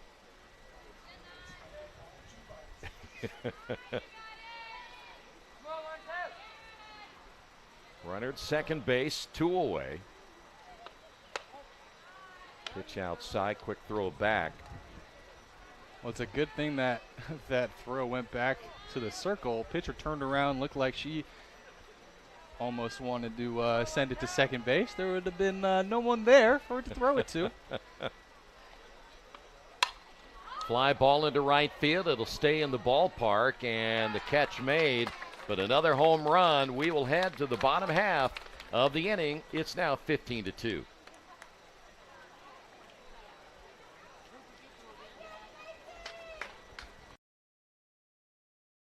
At first, me and my mom were struggling. I was trying to pay the bills and trying to take care of my mom at the same time. When I first heard that I can get paid for taking care of my mom, I was kind of skeptical because I had been doing it for so many years without pay. That's when I reached out to Passion to Care. I read all the reviews and I saw that they were #1 in the field. Passion to Care has really, really changed my life. Right now, I take care of my mom 24/7 thanks to Passion to Care. You want a piece of equipment you can trust, one that's easy to use. No matter the size of the job, you want to create a feeling worthwhile, something you can use for every job. For over 60 years, Reynolds has been a community staple, ensuring our customers powerful implements, top quality care and service. You need something that's in it for the long haul. Visit Reynolds Farm Equipment, your hometown John Deere dealer, today at reynoldsfarmequipment.com. Scottsburg's Morgan Poole. There we go. Back once again here in Bloomington. Today's game brought to you in part by Piper Logistics. Piper Warehouse is a logistics professionals group working together to provide our clients with complete logistics packages. They have offices in Indianapolis and Cincinnati. For more information, call 317-396-1023. 15-2 is your score. That's going to catch just a piece of Click. And that'll bring up now Sirik.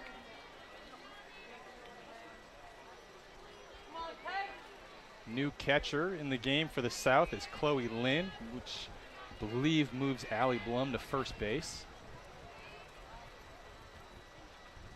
Get some stats on Lynn at her next at-bat.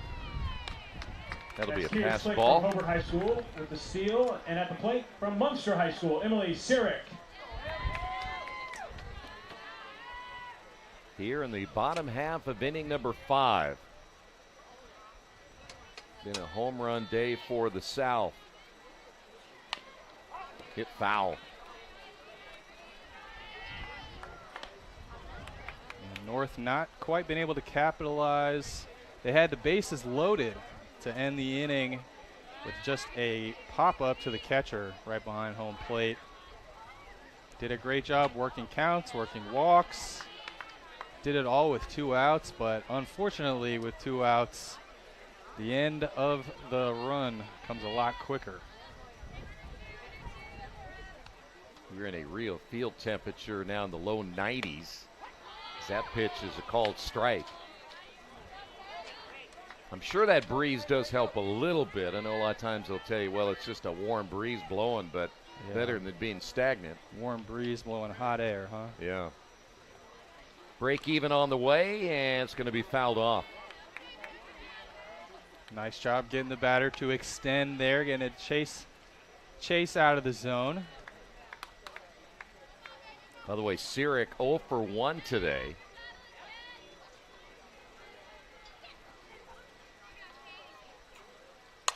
That's ripped but foul. You know, batter's eyes get wide and you see a pitch up in the zone like that. Just got to wait a little bit longer. Let that pitch settle through the zone before you send it back out. So the count is even at 2 balls and 2 strikes.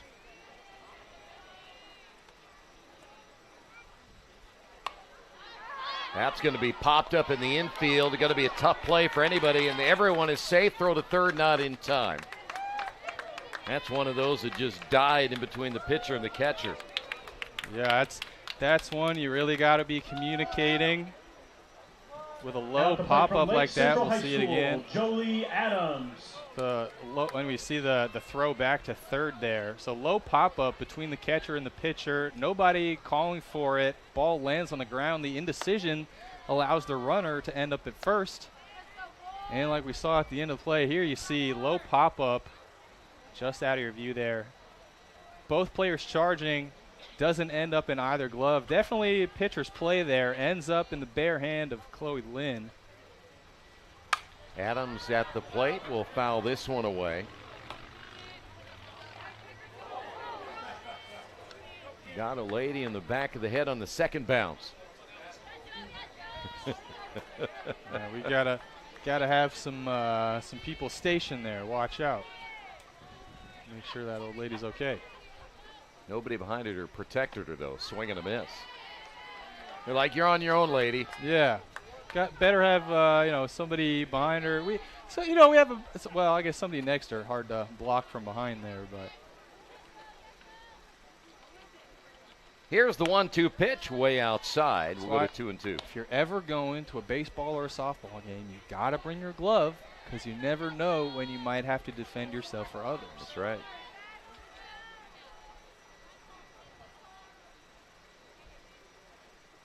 Break-even pitch.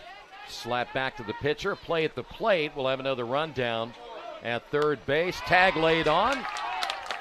And a base running error down at third will cost him an out right there, but runners at first and second. Yeah, runner from third did not need to leave. Was not a force play there. Decided to go anyway. And again, interesting Now play to batting go from home Boone Grove High rather than go to School, first for the Emily sure out Veschek. or try to get a double play. But ends up with a nice play at third base. Emily Veschek will step to the plate now with one away. Boy, she is low in that box. Pitches outside for a ball. Veschek singled, stole a base, scored one of the 2 runs today for the North. And the pitch on the way, bouncing in the dirt. Nice play behind the plate.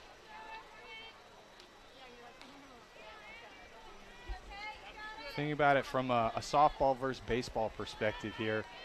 See how low she gets. Does that have anything to do maybe with, the pitch is, coming from the bottom rather than, top down like a baseball pitch? A softball pitch is coming bottom up. So is that maybe, does that help negate a little bit of a breaking pitch or tell you, I'm already down here. If it's lower than me, it's a ball. Yeah. Pitches outside for ball 4. So now bases are loaded. I think the sun went behind a cloud for just a second. Now at the plate from Harrison High School, Chelsea Parker. A nice cool view. Our producer can actually see his screen for a couple seconds here. If his eyes adjust in time, maybe. Here is Chelsea Parker. Parker 0 for 1. Slap foul. Big opportunity here for the North. Only 1 out. Bases loaded.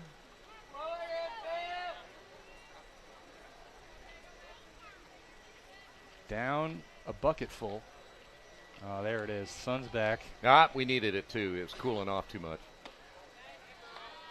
Pitches outside. Yeah, see, get your hopes up too high. You think, oh, nice cloud, get a little breeze. Yeah. The degree cooler maybe. And it's right back again. Right back down to earth. Pitches a little bit outside, 2-1. The North has done, I know I've said it a couple times here, but the North has done a really good job of these last few half innings letting counts work. Don't swing it don't swing at anything unless it's in the zone, obviously, but starting to see a better example of what that actually looks like. When someone tells you to work a count, it'll help you get on base. They're starting to work counts, the bases are loaded. Well, that last pitch looked like that might have been a ball. But then Parker takes a cut, trying to pull it down the right field line. Here's the pitch on the way, this time going the opposite way. And we'll go to 2 balls, 2 strikes. Something I would never was able to figure out as a pitcher, but it's just so impressive. Figuring out where you can put a ball so a batter knows it's not in the zone, but it's still too good to not swing at. Going to be outside, 3-2.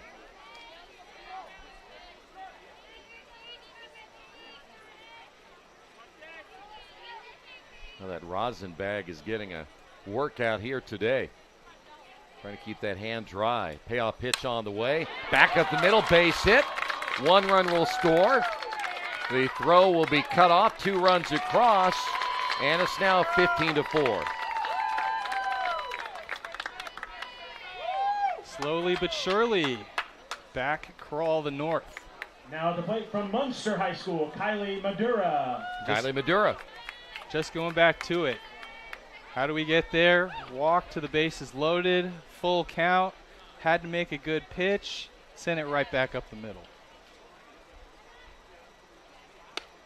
Big cut there by Madura. Doubled her last time up. Yeah, she wanted every piece of that one on that swing. Goes back to what you were saying earlier, a little bit of overswinging. Still just 1 away with runners at first and second, and that didn't miss by much.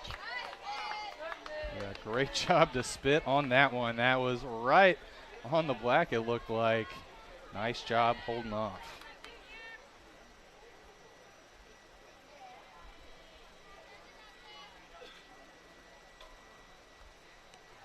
That one hits her. So that base is loaded once again. fact, that's the second hit batter we have seen by South pitching. And that's going to bring up Lexi Howard. Now Been a rough day in the circle so far for Kate Ridgway. Obviously a huge cushion in run-wise, so she doesn't have to worry too much about, you know, how many runs she gives up here and there, just get outs. She's been able to get outs when she needs them. So far, a little bit of a struggle here in the fifth. That's going to be hit foul. Howard flew out her only time up. This bottom of the fifth is a very important one for the North. Their penultimate chance to score some runs and make it close here with the South. Here's the 0-1 pitch. Big cut and a miss.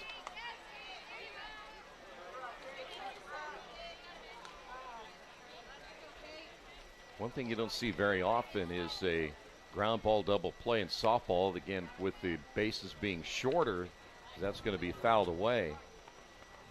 But generally, we talk about in baseball where a double play is a pitcher's best friend. Boy, you'd love to have one right here. Yeah, no kidding. That was definitely, it seems like we're having a discussion here. Foul ball. Definitely a foul ball. Looked bit of confusion here. Batter definitely swung, so I don't believe it hit her. That she would get the base. Batter swung, it hit the catcher. Not exactly sure what the discussion is.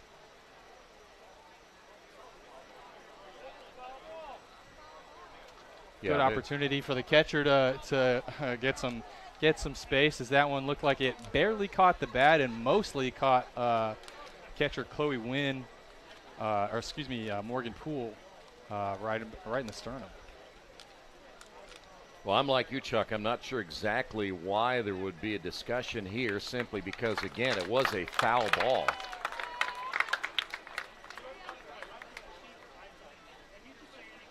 I don't know if maybe a discussion from the third base coach thought it hit the batter. Well, the good news is they're being lighthearted about it. So yeah, everybody is laughing and smiling as you're walking away, which is not something we often see. So take it when we can get it. So still no balls and 2 strikes. 1 away. Pitch outside. That last foul ball was actually a great pitch inside. Almost able to get the swing and miss.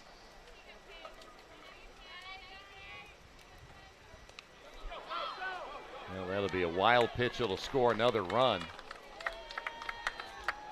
Yeah, so she did swing and miss. It is strike 3, but she does reach. So the strikeout gets recorded, but it's not an out. Or at least that's how it would work in baseball, but this is softball, and there are different rules. So instead, there are 2 outs. Yeah, Lexi Howard. All right, we got 2 outs. We had a base occupied there. 2 outs. Base was occupied. Brings so up number 9 from the Andrew High strikeout School, Abigail Bond. Of Lexi Howard, 2 away. That'll bring Abigail Bond. A run did score. That was Veschek scoring for the 2nd time today. Lead now at 15-5. Abigail Bond flew out her only time up. Runners at 2nd and 3rd, and the pitch is outside for a ball. So even with the drop 3rd strike, if it was ball 4, runners can't go in that scenario. The base was occupied at the time, so it is not as if there were nobody on. You could just run that out as she did. Fly the ball to right field. That'll do it for any further threat in the half inning. 3 runs across. We head to the 6th, 15-5 South. Can't make it to the game? We've got your back. Just go to www.IndianaSRN.org and tune in to all of the live action, or go to our on-demand service and relive your favorite moments. We never really realize how much we depend on electricity until the power goes out. Get those lights back on when you choose the certified electricians at Bertner Electric Incorporated. Locally owned and operated, we are a member of the Better Business Bureau and provide only the highest quality of customer service. For more information, give us a call today. We encourage you to subscribe to our YouTube channel, IndianaSRN. Hit the bell to get notifications for upcoming games and more.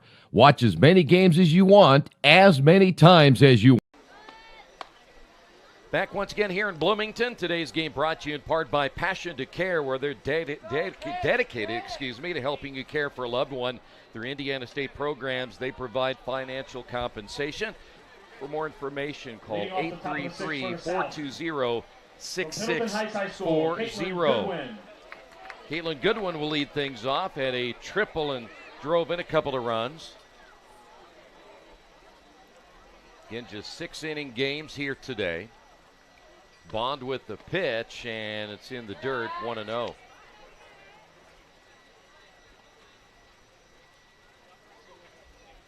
Goodwin on her way to Dayton to play at the next level.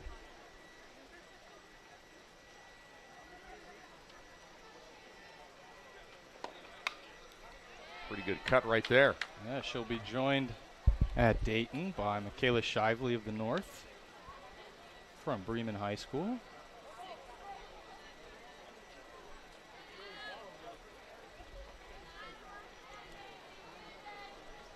May not have played each other much during the season. Opponents today and teammates tomorrow. That's right. Pitch is low for a ball. When you really love to have that good, strong left-handed hitter in your lineup, too. Tall target on the left side, as you see. Yep.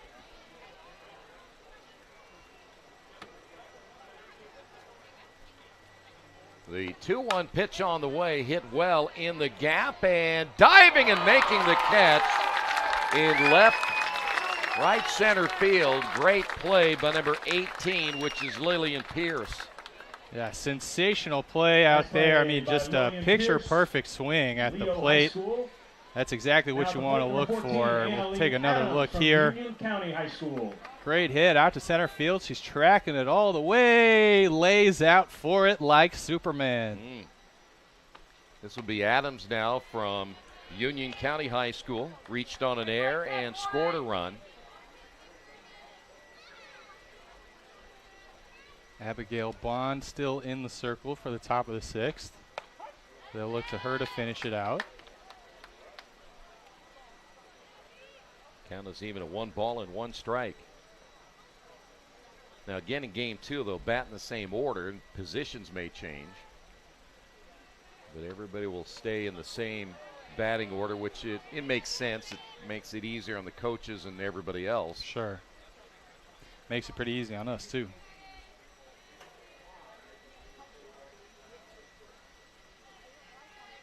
Pitch on the way is high and outside, 3-1. So we want to remind our viewers that we will keep it live here. They'll be announcing the Coach of the Year and Miss Softball. You'll be able to hear that when they get that going, but we'll take a little bit of a break and then come back for game number 2. It's be about a 30-minute break. This one into center field, diving, and this time unable to come up with it after making that great catch.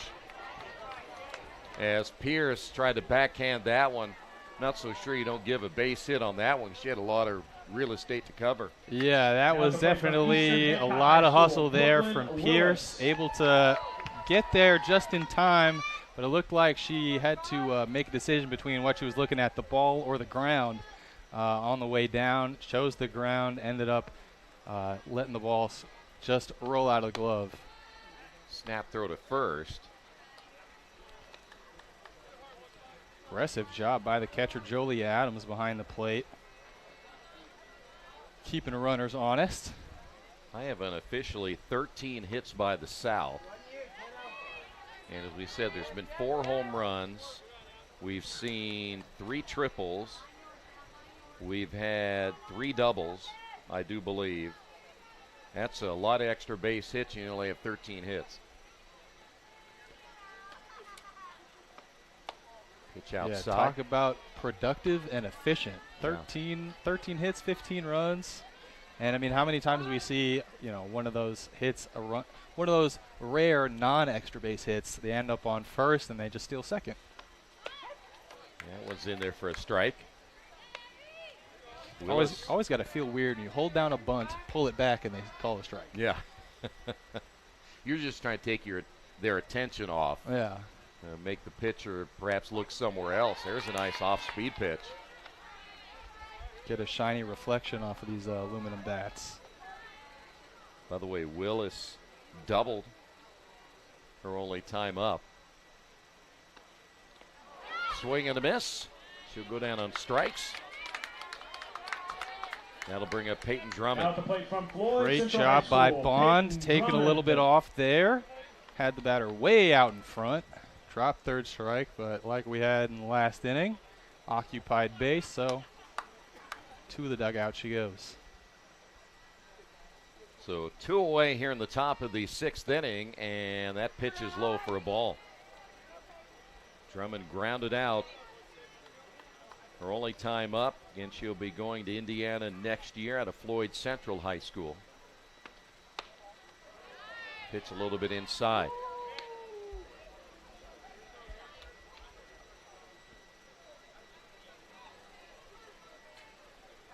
One thing about Bond, she says, you know what, you can keep the rosin bag. I'm using dirt. Ground ball, that'll get through for a base hit. They'll keep runners at first and second. I don't even see the rosin bag out there anymore. Certainly got plenty of work from High School. Excuse me. Plenty of work from Kate Ridgway. Yeah. To the rosin bag. Here's Brooklyn Miles. And the pitch is low for a ball. I think it gets to the point a rosin bag is so sweaty from being picked up, it's just not worth it anymore. Not even giving you a grip anymore. No. Drummond grounded out and is singled today. Pitch is low once again. Of course, the combination between rosin and sweat can create a real interesting effect on the ball and the way it travels, the way it spins coming out of the pitcher's hands. There's a called strike. In the early days of the MLB's new policies on checking gloves and substances and whatnot, one of the early names, Trevor Bauer, was very adamant on how much stick you can get from just sweat and rosin. Popped up into left field. That'll be caught for the final out. We'll head to the bottom half, inning number 6, 15-5 South. To you.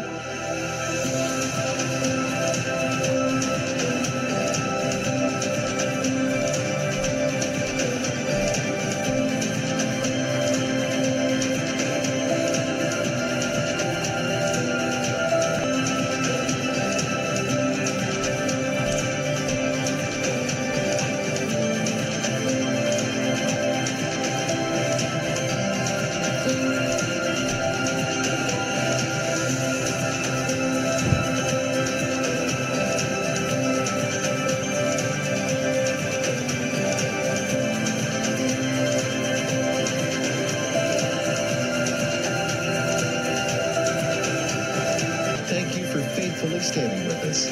You are truly making a difference in the lives of our neighbors in need.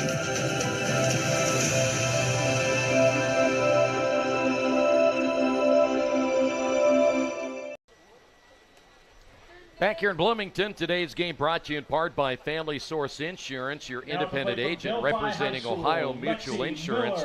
Contact them today for all your insurance needs at 317-894-7000. Last chance for the South. Cheyenne Eads will lead things off, or take that back. There's going to be number 10, Lexi Miller, out of Delphi High School. And looks like Ridgway staying in here with that 10-run lead, and the first pitch is outside for a ball.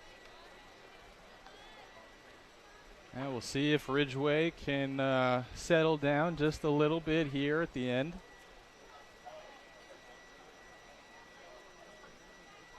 The 1-0 0 pitch outside 2-0.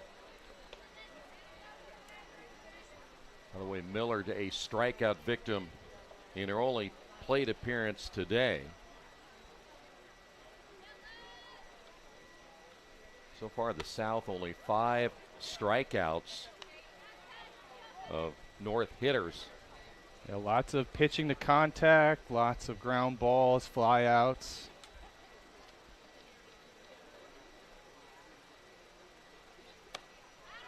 Boy, you're swinging at 3-0. You're down by 10. Yeah, again, it's one of those situations. Remind yourself, it's an all-star game. True. You know what they're about to do? Do it all over again. Yeah. Game 2 coming at you next. But bunt at third base side, going to be a tough play, and a single to lead things off by Lexi Miller. That'll bring up Addison Zimpelman. Now batting for the North All-Stars from Caston High School, Addison Zimpelman. normally, certainly 3-0 with that kind of lead. 3-0 regardless of the lead, you just want to let the next pitch come on in. Even playing a video game, if it's 3-0, I just put the controller down because I know if it's close, I'll want to swing at it. Get to put the bat down. Huh? Exactly. Put it down. Keep it on your shoulder. Yeah. Sometimes it looks pretty juicy, though. Yeah, but that's the thing. Even if it's in the zone and you just miss it by, a little bit, or you're just over it, you're just under it, all of a sudden you were 3-0, and now you're out. And coach is getting on you pretty good coming back. Yeah. 1 ball and 1 strike. Pitches outside.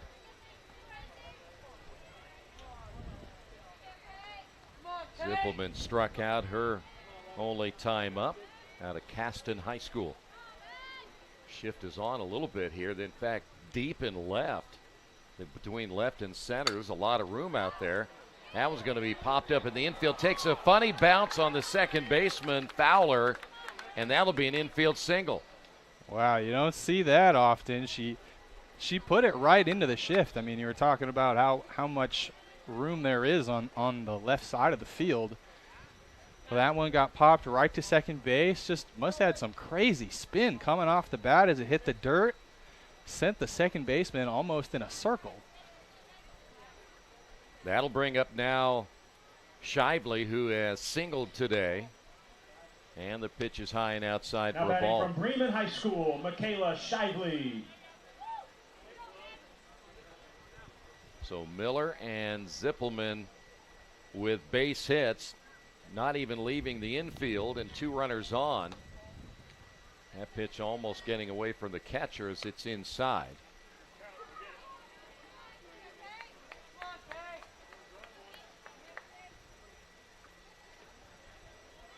North trying to stay alive here in the bottom half of the 6th inning. Hit foul, good cut that time.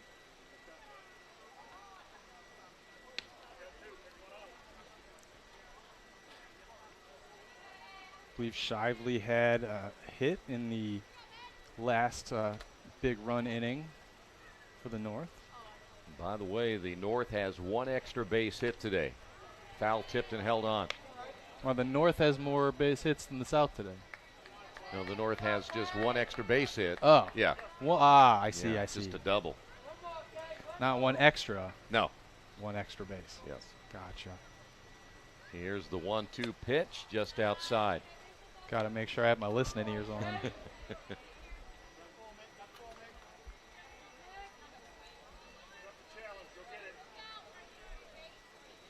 3 balls and 2 strikes. Swing and a miss. Ooh. Great job working the count. Great pitch right there. Now at the plate from South Bend, St. Joe. That'll bring Riley up now Riley Zakay, who is 0 for 1 today. Again, all these numbers that we give you are unofficial. We are not the official scorekeepers of the tournament. That pitch is low for a ball. 0 for 1, but if she's heading to OU, it makes you think she might have some different plans for this at-bat.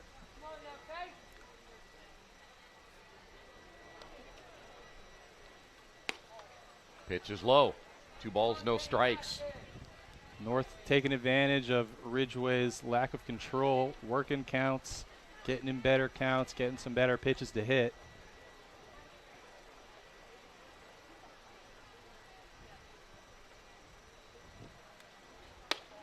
That one upstairs. 3 balls, no strikes. Again, there's 1 away here in the bottom half of inning number 6.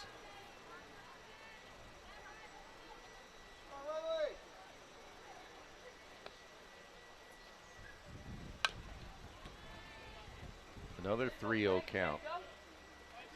And another swing. Well, maybe they just figure at this stage you're 3-1 or you're 3-0. I'm going to get a good pitch here. They don't want to walk you, so. Fair enough. Arroyo is on deck. And it misses inside for ball 4.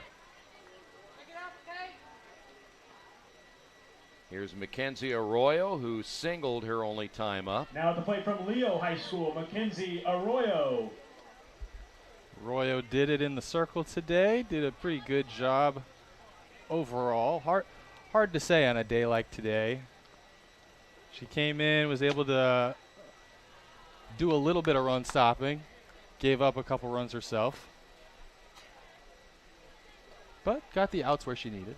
And this is a situation, though, where you're just asking your pitcher to throw strikes right Exactly. now. And she is missing just about every time now, 2-0. Yeah, we've seen her struggle with the grip as she goes back to the rosin bag again. And we're getting a talk from Coach. Looks like we might be getting a replacement. As they will meet, and again, a reminder, we'll be taking about a 30-minute break when it's all said and done. By the way, the pitcher getting a cup of water. That's a nice coach that does that for you. Yeah, how about that? Make sure she's nice and refreshed out there. You will, by the way, get a chance to hear who the coach of the year will be in the state of Indiana, who Miss Softball will be.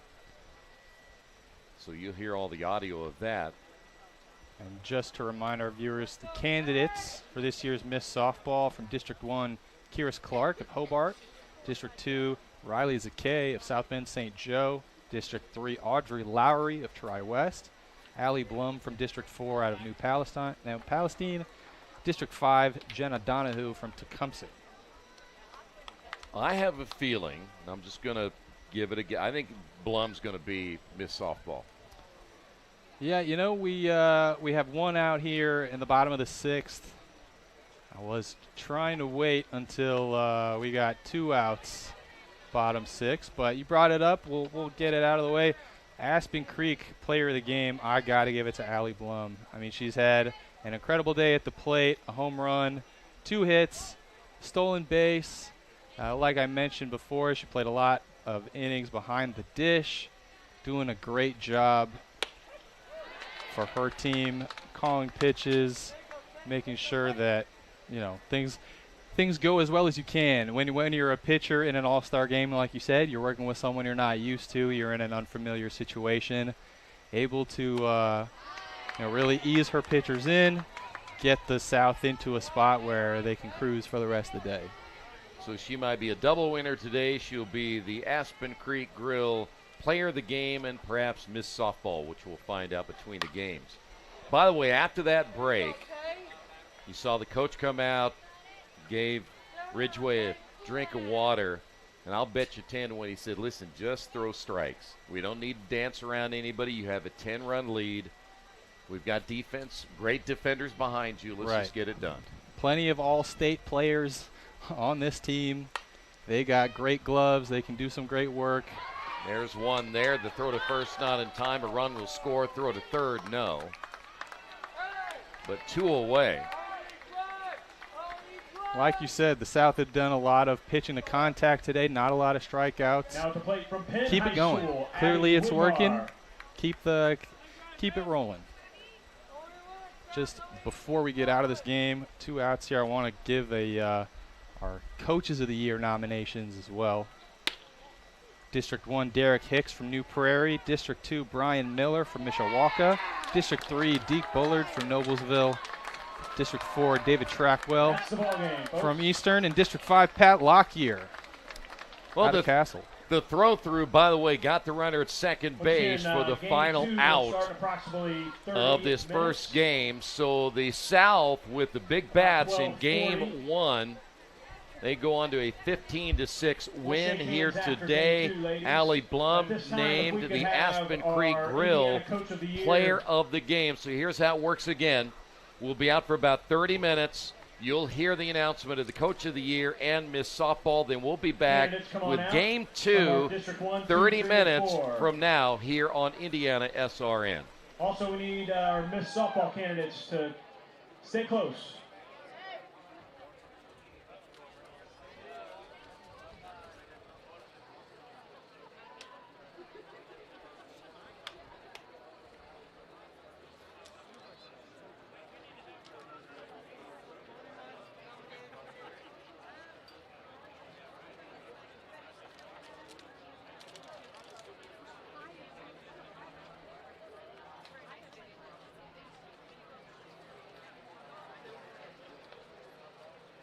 Our District 1 Coach of the Year from New Prairie High School is Derek Hicks.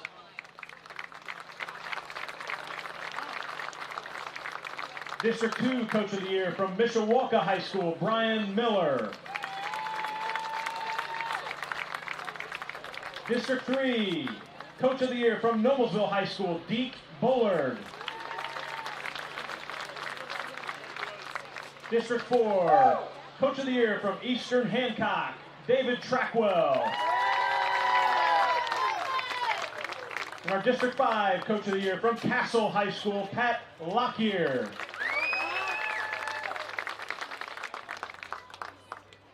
Ladies and gentlemen, our 2024 Indiana High School Coach of the Year is Pat Lockyer from Castle High School.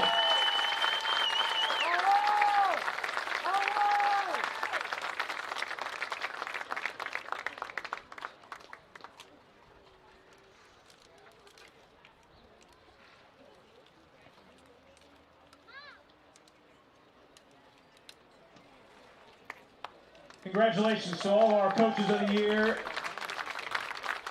from our 5 districts and to Coach Lockyer, Coach of the Year.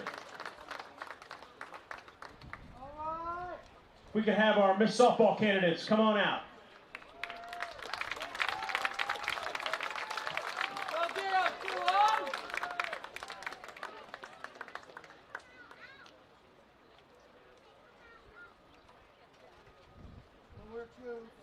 Our District 1 Player of the Year from Hobart High School is Kears Click. District 2 Player of the Year from South Bend St. Joe, Riley Zakay. District 3 Player of the Year from Tri-West, Audrey Lowry. District 4 Player of the Year from New Palestine High School, Allie Blum. And our District 5 Player of the Year from Tecumseh High School, Jenna Donahue. Let's go! Let's go! Ladies and gentlemen, our 2024 Indiana Miss Softball from Tri-West High School, Audrey Lowry.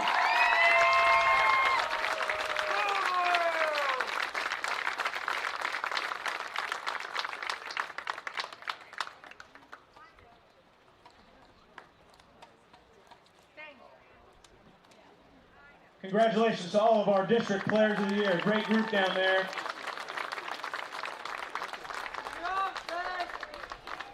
We have some food and some drinks for the teams in the dugout, so go ahead. We're going to take a little break, and we'll get started at approximately 12:40.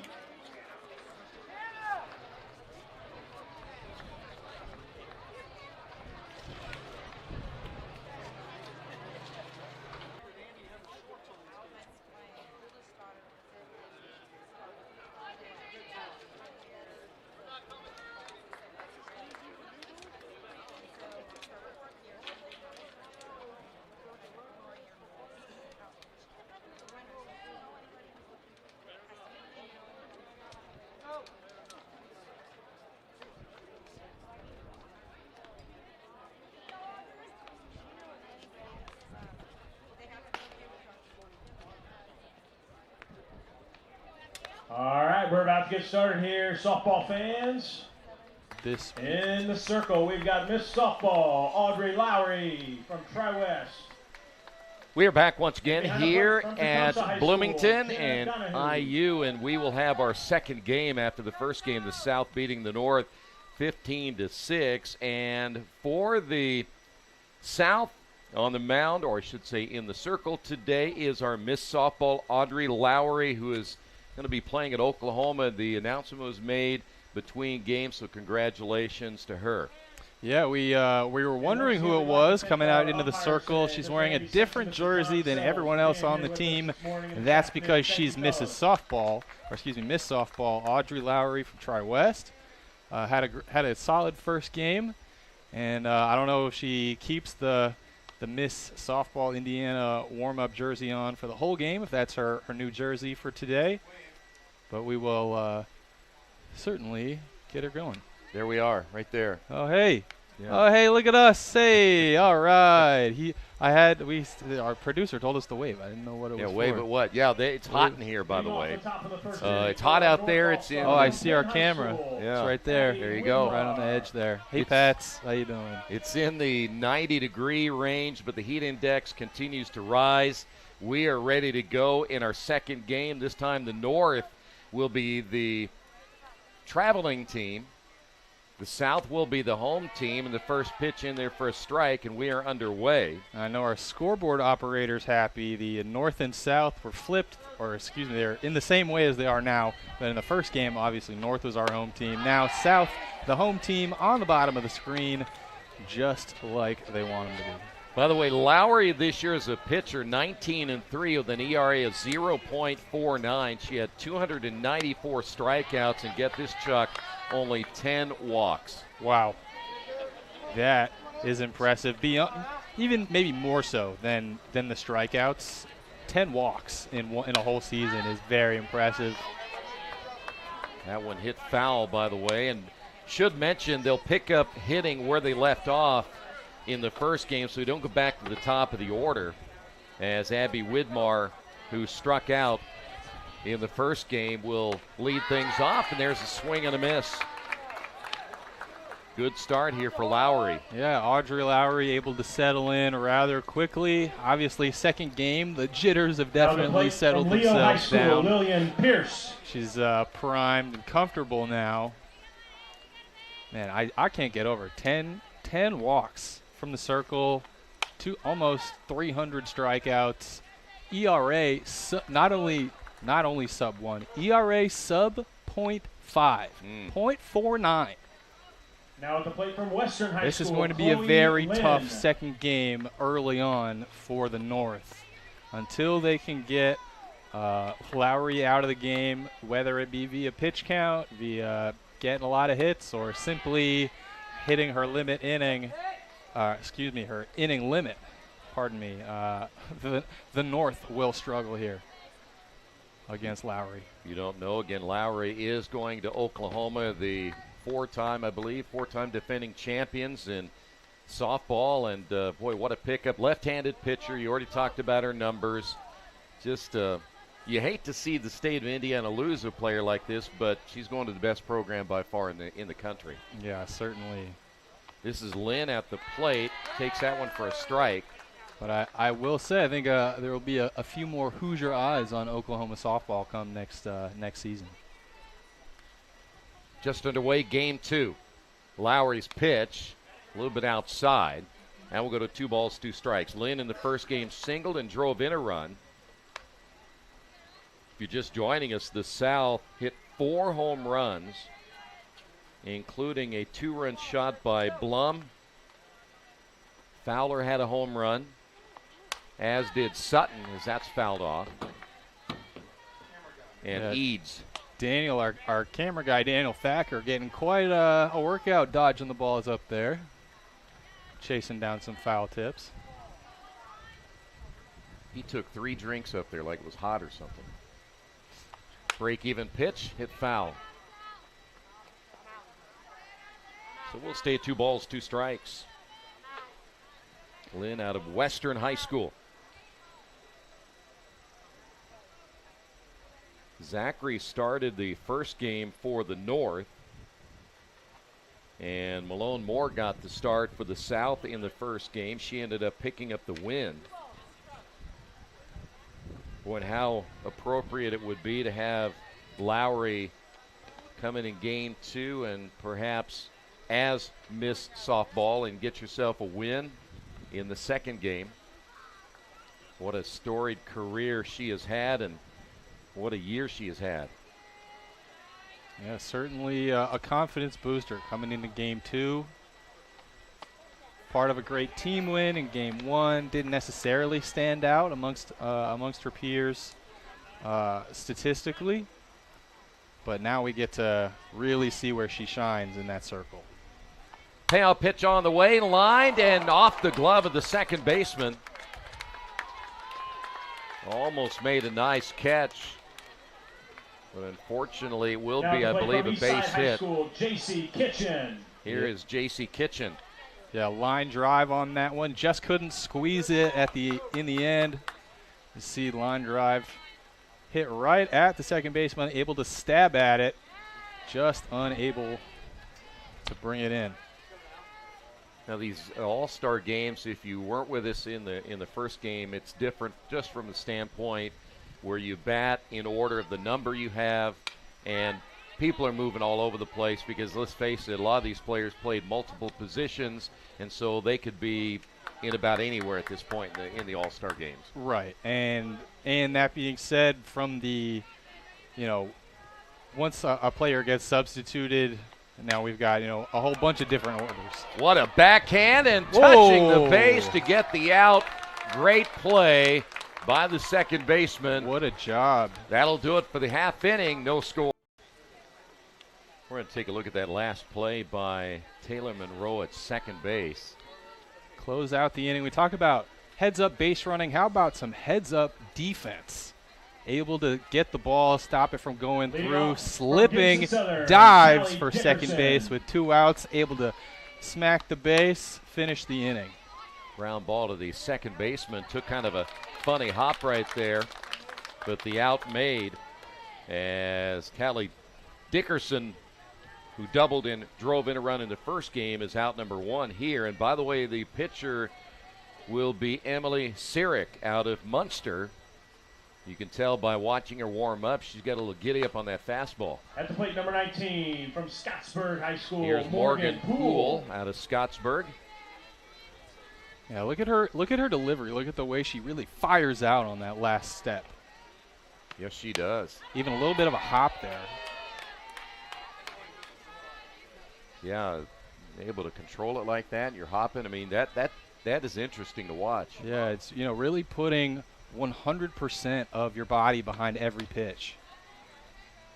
I would be interested, just from that standpoint, as the count goes to 2 balls and a strike, is how much more she gets on a fastball by hopping like that.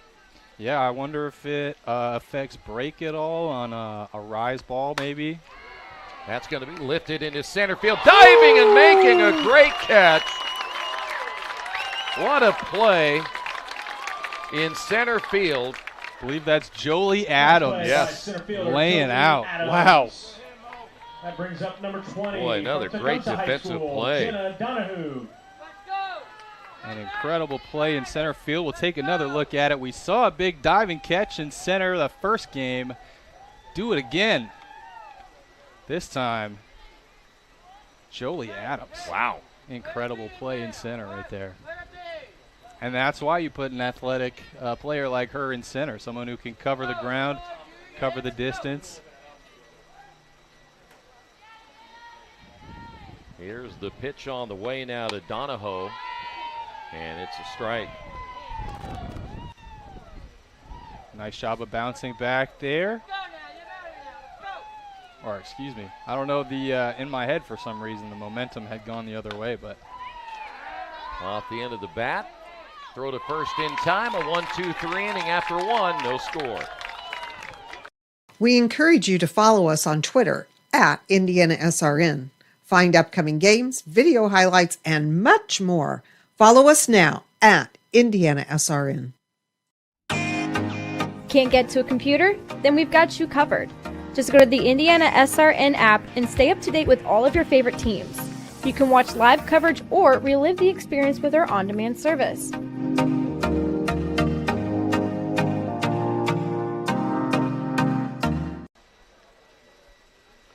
Want to remind you, today's game brought to you in part by Officially Human. Their mission is to restore respect to game officials and recognize them as authorities on the field and the court. Thanks to our officials, because without them, we don't play. Sportsmanship is everyone's job. And by Tam's Sweet and Savory Cafe, where they offer traditional food like Grandma used to make. They have a great staff and even better food. Make sure you check them out Wednesday through Sunday. If you'd like more information on Tam's Sweet and Savory Cafe, give them a call at 317-760-1640. We have a good one going here in Game 2. Now, I said in the first part of the broadcast in Game 1, I didn't think there'd be a whole lot of runs scored. Well, I was wrong. Should I feel any different in Game 2, the way these two pitchers appear early, that this might be a low-scoring affair? Yeah, well, certainly with these first two pitchers, if they were to stay in the game the whole way and keep going the way they are, you would think we're getting a much lower-scoring game. You might also, we might see a lower-scoring game because now we have, two offenses that are both on, and, one team was definitely seeing the ball better in the first game, and now, everybody's – You've seen a couple pitchers, you've settled in, everybody's definitely in their game zone at this point. By the way, Macy Priest at the plate, walked in the first game and strikes out on 3 pitches in this one. Second strikeout now by Lowry, and that'll bring up now at the plate from Eastside High School, Moira McAtee. And just to expound a little bit on what I was saying, when we started the first game, you got to build up, you got to warm up, you got to get going. By the end of the first game, everybody's really in a flow. Yeah. So by the start of the second game, we're seeing a different level of softball than we saw in the first and second inning of the first game. McAtee got to the plate one time in the first at bat, swing and a miss, and right now Lowry on top of her game. So McAtee 0 for 1. Lowry's next pitch low and outside. You can really tell why she only walked 10 in the regular season, including the tournament. Always around the plate. Yeah, like you said, she might miss, but she's not going to miss by much. Little riser right there. Yeah, it's big swing and a miss, the high heat. One of the third strikeout. Yeah, sorry, a pitch you can't really compare anything to. My brain goes, what does it look like in baseball terms? How does it compute to softball terms? There is no baseball terms for a rise ball. Right. That ball is going up in a way that you did not know that spin could affect the ball. Popped it up. Third baseman coming in, making the catch in fair territory. Easy half inning there for Lowry. Still no score.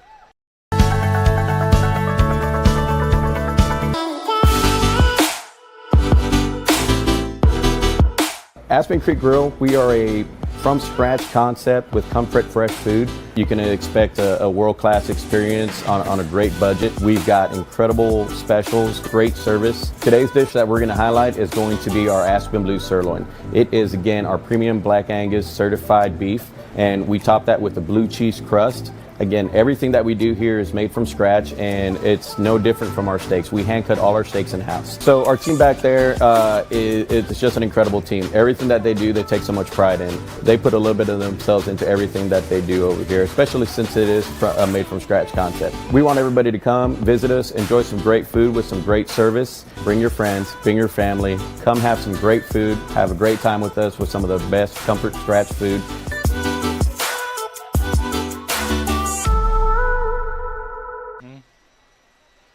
Today's game brought to you in part by Wheeler Mission. For 125 years, Wheeler Mission has been a pillar in the Indianapolis community, providing help, hope, and healing to people in need. If you'd like to volunteer or get more information, call 317-686-6239. And kind of a surprise right here from the north. We're going to see a new pitcher already as Arroyo is back. Yeah, like you said, a bit of a surprise. The first inning went about as well as it could go for the North defensively. A nice job in the circle. obviously, Mackenzie Arroyo had a pretty good show, respectively, in the first game, and a great season, obviously, to end up in the All-Star game. So the North are giving her another crack at it. Supposedly, maybe while both teams are still in it. When she came into the game, when she came into the first game, it was well out of hand already in favor of the South. Maybe the North is looking at this as an opportunity to keep it where it is. Popped up, shallow right, coming in on the run and making a basket catch for out number 1. Nice play there by Addison Zimpelman. Yep. So Ridgeway's out. Both players were converging on that one in right field. I wasn't sure. Maybe there wasn't a communication between second and right field, but called off just at the right time. Didn't have any collisions. Ash hits this one into center field. That'll be a quick out. And just like that, 2 away, and we'll move to the top of the order, and it should be Audrey Lowry. I think it's going to be pretty easy to identify her every time. Sometimes, it's hard to read a dark blue number on a red jersey. But being the only one in a white jersey doesn't say anything on it. That's Miss Softball right there. There you go. This one going the opposite way, hit well and over the head of the left fielder all the way to the fence. Lowry able to dodge by the field umpire into second base with a double. Lowry getting her first hit of the day. That's our first extra base hit. And she's going to get substituted just like that. Brooklyn Miles. Take another look at it. Big rip. In the game, and now to play push that ball just about the warning track. Able to cruise into second with a nice double.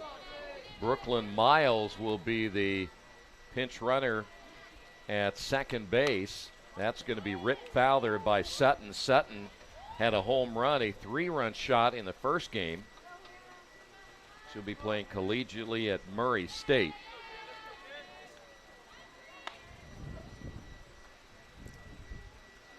I wonder if that substitution at second base will spell the end of the day in the circle for Lowry, or if she gets to come back, keep it working. Well, I would venture to say that I'd give her the rest of the day off, let her celebrate a little bit. Yeah. Right? Pitches up high once again. And I certainly would. She's had a great day. Had a great game in the first game. Starts it off nicely with a couple goose eggs on the mound, or in the circle. Excuse me. Takes some getting used to that. It does. That difference. It's one of those things you don't even think about really saying, but then you got to change it. Well, it's like men's and women's lacrosse, where you have a face-off in the men. In the women, it's a draw. Yep. And Keith learned the hard way that in women, it's a yellow ball. Pitches up high. Boy, yeah, we did. We learned that lesson. Yellow ball, not a white one, not a pink one, yellow. But in the men, it's white. Right. Pitch on the way by Arroyo, down the line, and that's going to be a foul ball. That was a close call.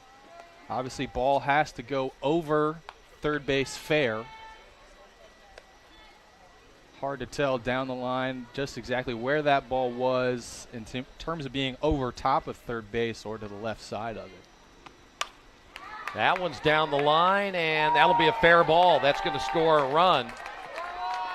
And a double. And the South on top of this one, 1-0.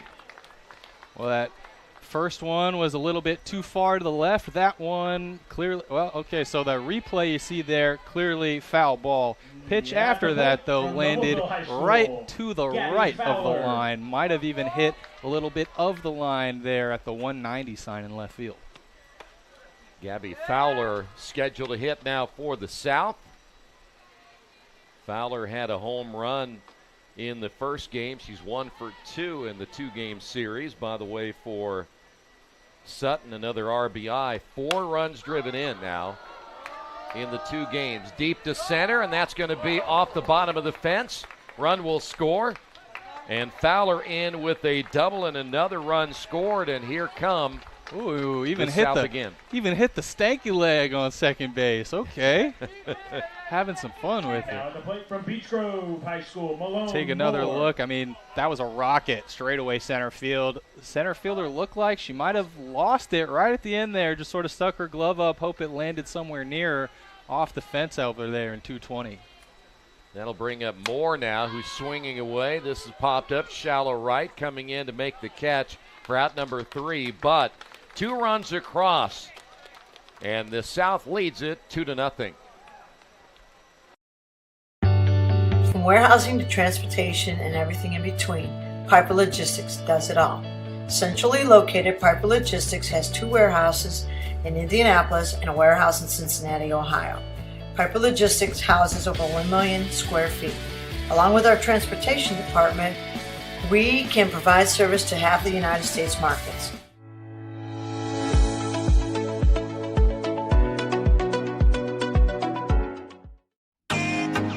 Can't get to a computer? Then we've got you covered. Just go to the IndianaSRN app and stay up to date with all of your favorite teams. You can watch live coverage or relive the experience with our on-demand service.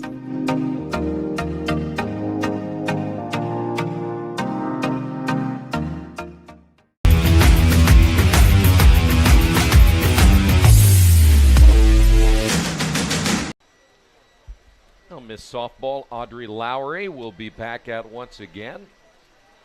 The left-hander now has a 2-0 lead as we move to the third inning. Munster High School, Emily Shirek. Emily Shirek will now step up. First time she'll be facing Lowry today. Shirek today flew out and singled in the first game. Actually started as the pitcher here in game 2. That's a home run cut right there, and I would imagine a lot of players this year had a home run cut and missed. Yeah, I'm sure that happened quite a bit, considering she gave up less than half a run on the season. That's crazy. Scoreboard had it 0-2 for a moment. It was actually 1-1. It should be 1-2 now. Yeah, scoreboard a little bit behind the times here. We're caught up. So there are no outs. We just started this half inning. That should be a catch. If you catch it off the netting like that, she should get an out, right? Don't you think so? Well, I was thinking about that, and then, what if you're playing, throw it back to baseball here. If you're playing in Boston, you hit it off the Green Monster. If it ricochets off the wall, is that a catch? Yeah, it should be. But if not everybody has a high wall like that, wouldn't you just get rid of the wall? Well, and I become Supreme Emperor. We'll change that rule. As That's true. Headed toward that. I'm waiting for the day you become Supreme Emperor, not only of sports, but of just the world in general. You can really streamline a lot of things, fix a lot of problems that people seem to just let go by the wayside. You know what I'd fix right now? The AC in this press box. Hey, amen. Got to vote there, yeah. Lake Central High School, Jolie Adams. Here's Adams. Now that sounds like an emperor I would blindly support. Yes, that would be my first act. Pitch in there for a strike. Chuck and the rest of the crew know about, when you've worked with me for the last couple of years, all the things I'm going to fix, right? Yeah, well, especially this is a great opportunity for me, who's usually on the other side of our broadcasting team here. I will often chime in and respond to stuff that you guys say on air and make jokes in your headphones that you might laugh at that the audience has no idea what's going on. So fun to get in on the action. Exactly. Yeah, that's right. Yeah, producer's supposed to keep us awake at times. 1 ball, 2 strikes. Now to Adams. Adams 0 for 2. Tried to slap that one and strikes out. That is now the 4th strikeout already for Lowry, and that'll bring up now Emily Veschek. I believe we said in the first game, South struck out the North about 5 or 6, maybe 7 times. By the end of it, already 4 in the first 2 innings. Pitch is outside. We have to do our trivia question. We didn't get it in the first game, but when do you want to jump in and do it? So I'm thinking, normally we would do it 7th inning stretch baseball. I'm thinking we'll go between the 3rd and 4th inning. Okay. Gets us right about middle, right middle end-ish.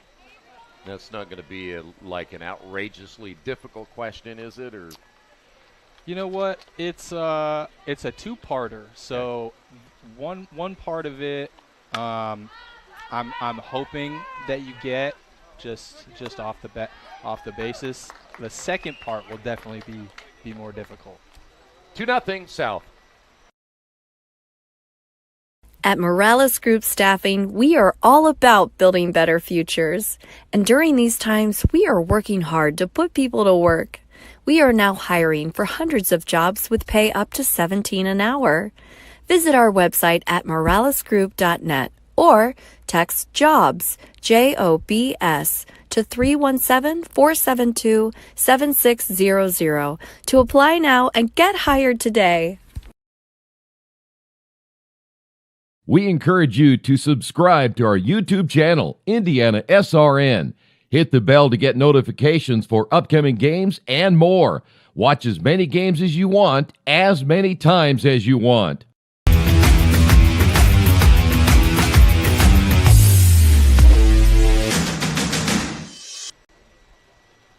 Today's game brought to you in part by Boilermaker Local 374, where they represent highly skilled, highly motivated workers in field construction as well as metal fabrication here in the state of Indiana.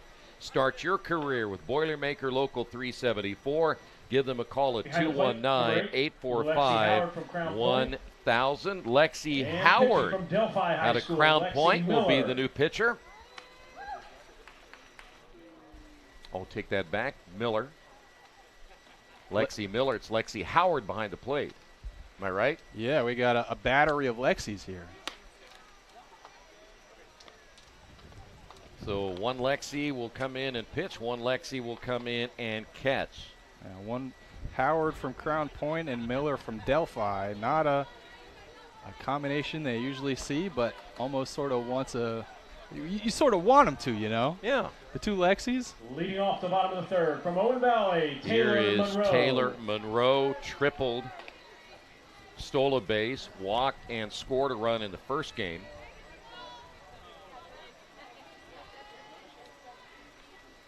Out of Owen Valley. First pitch on the way is low and outside by Lexi Miller.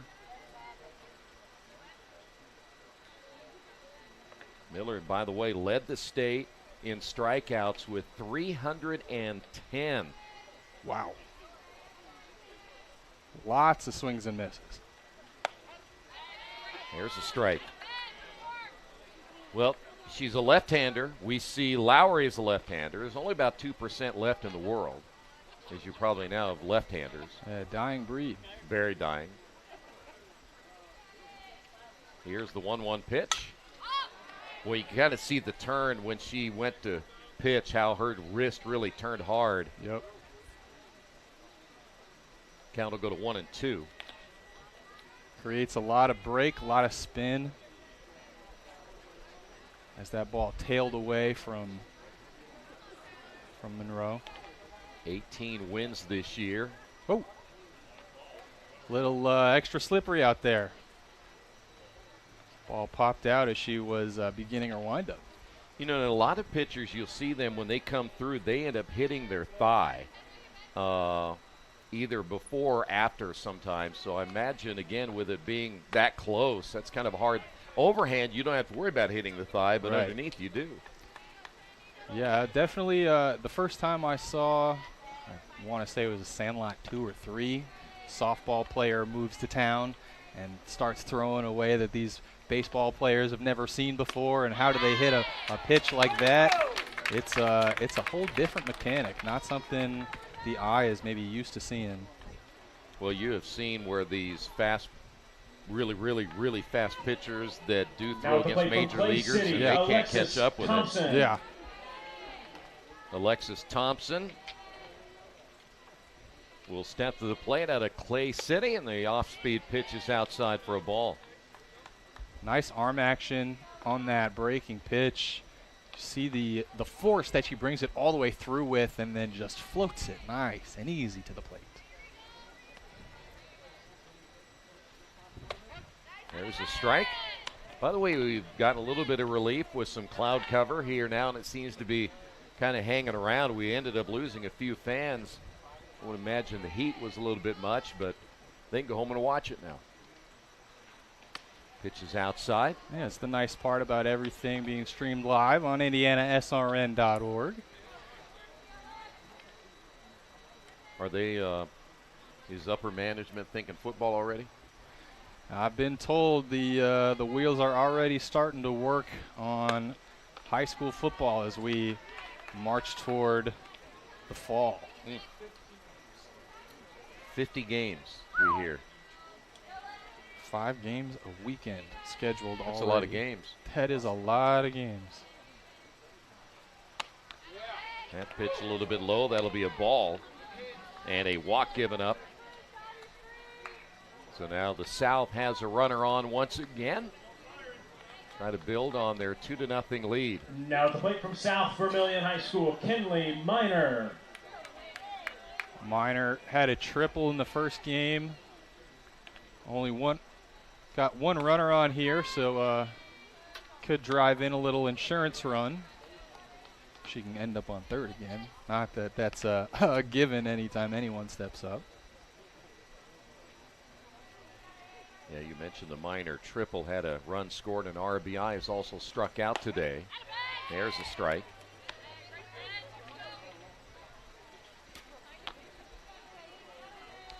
Nice job by Lexi Miller settling in. Seen such a patterned job of work from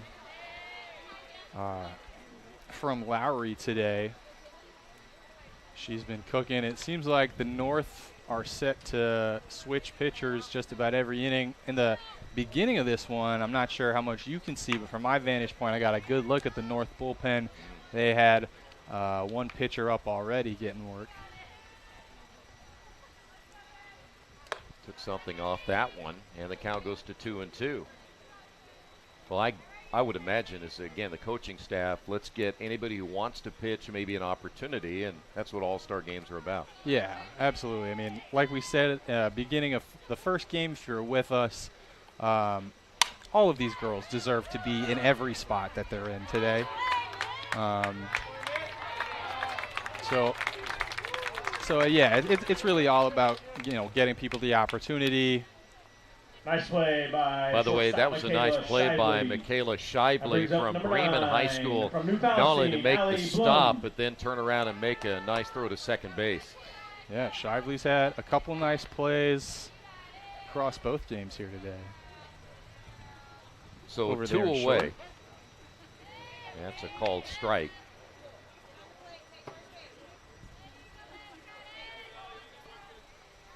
Still 2-0 as we play here in the bottom half of inning number 3. Runner takes off, throw down to second, not in time, and a stolen base.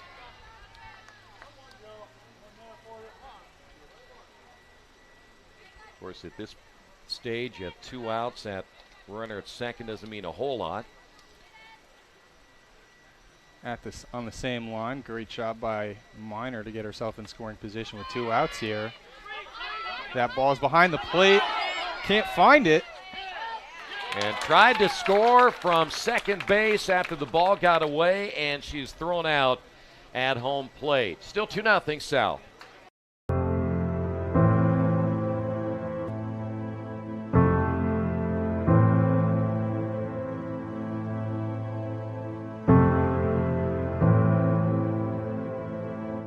Calling officials cheaters or corrupt, it's not a game. Insulting referees, it's not a game. Threatening officials, it's not a game. Berating young umpires, learning the ropes, it's not a game. Violent language in the stands, it's not a game. Verbal abuse from the sideline, it's not a game. Screaming at a referee in the parking lot, it's not a game.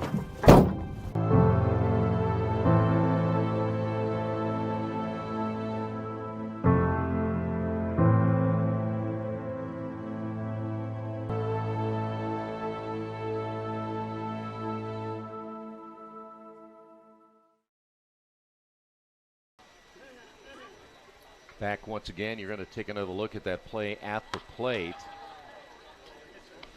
Yeah, ball had skated away from the catcher enough for the runner from second to advance to third. Still away from her. You see another angle here. Ball gets behind home plate. Umpire not really sure about it. Catcher not really sure about it. Able to get the runner at the plate just in time to end the inning. Cheyenne Eads will be the new pitcher. All-state player, and behind the plate will be Morgan Leading Poole. off for the North All-Stars from Harrison High School, Chelsea Parker. Heard the public address announcer right there. Parker steps up. Parker, a couple of RBI in the first game, swings and hits this one foul.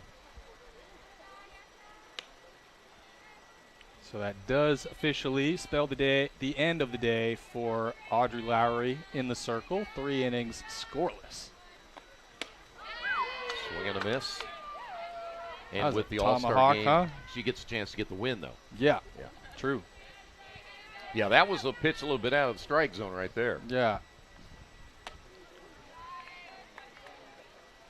And again, softball a little bit more than baseball. With the your whole body is put into that pitch, and when you're trying to, trick a batter based on, you're putting your whole body in every time, but it fires out at different speeds. And you saw just how she's able to apply that. Well, and Eads, again, she has that same little hop as we saw earlier. I mean, as you said, every bit of her body coming forward, you get that little extra jump. By the time you release that ball, it's got to be almost out of the circle, as that's going to be a base hit. That's a base hit. And it'll be Kylie Munster Madura. High School's Kylie Madura. Brings up number There 8. is Lexi Howard. Lexi Howard from Crown Point. So the North with a base runner here in the 4th inning. Only plays 6.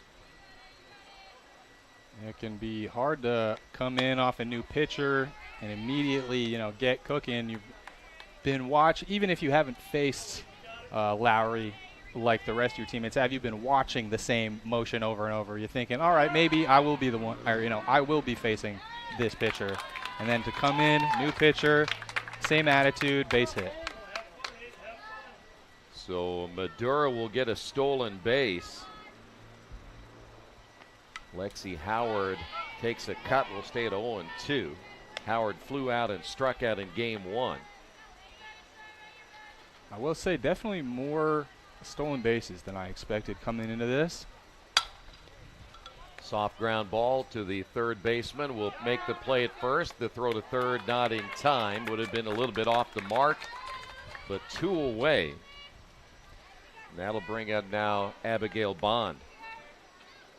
Good job defensively. Third baseman able to get out of the way of the throw as the shortstop was coming over. Cover third on the throw over. A little pop on that fastball. Yeah, that thing's really zipping now. And you're talking about that little extra jump that she gets, you'll see on this next pitch. What kind of extra little bit of oomph that little hop gives right at the end. Well, did you happen to notice on that one, I think it was an off-speed pitch, where she kind of really tapped that back toe, but she did it there as well. So I don't know if that's a normal thing for her, but I hadn't seen her do that until now.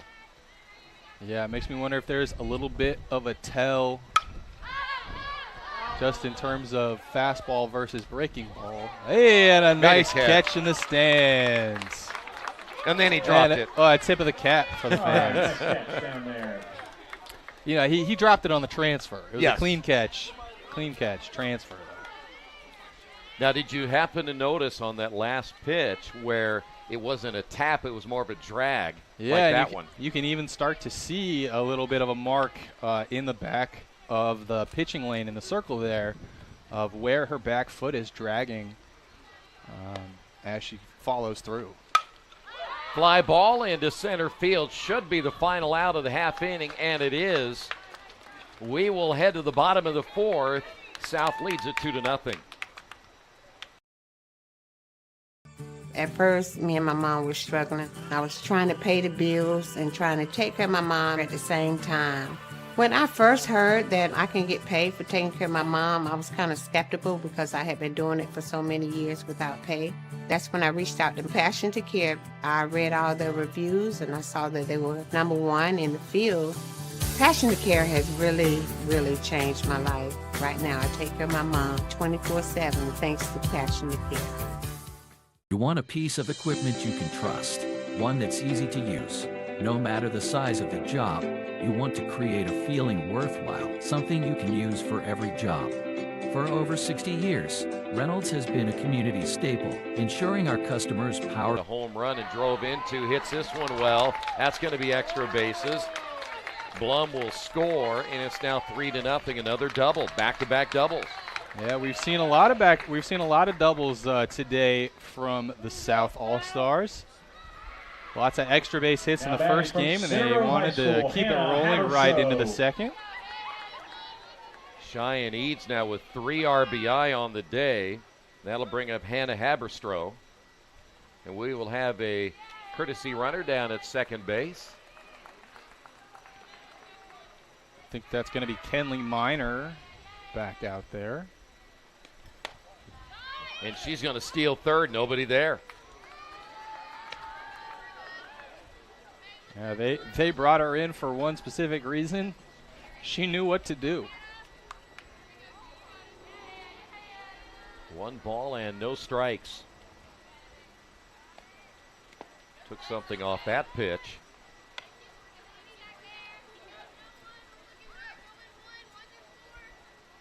Blum, by the way, as we mentioned, going to Kentucky. Haberstroh going to IU. They may face each other in the next 4 years. Popped up, could be trouble. Shortstop going out, makes the catch. That'll be Click. The tag and the score, and it's now 4-0. So Haberstroh gets the credit for the sacrifice and the RBI. Yeah, nice play over there at short. Able to track down the ball as it went over into foul territory, but again, heads up base running on third base by Kinley, and we'll get another look at it here. You see, great play by the shortstop, but Jensen on third, Minor on third, came in to score. At the plate will be Riley Chanda, who is out of Center Grove, going to Louisville. How about this for the South, showing us that they can do it small ball in this game, and do it with the long ball like they did in the first game. Pitch in there for a strike. Still just 1 away as we play here in the bottom of the 4th inning. Again, only 6-inning games in the All-Stars.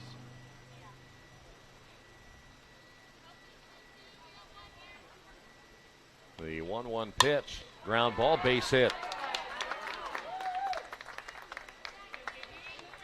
One thing about the South, as you said, they can long ball you, they can ding you, but they're hitting the ball no matter what. They are aggressive swingers. That is for sure. Only 1 out so far in this inning, and the South are not letting any good pitches get by them. Good one. The Dayton recruit now steps in, swings away. They had the hit and run on immediately.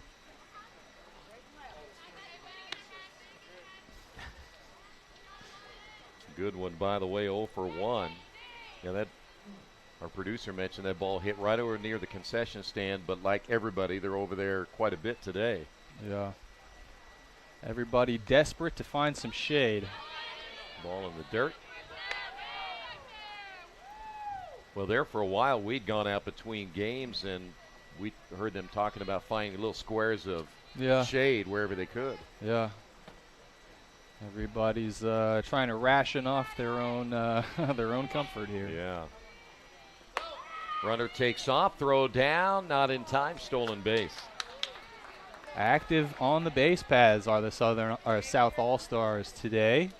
Another stolen base. Nice play at short. Just looked like she, tried to make the tag before she had really secured the ball.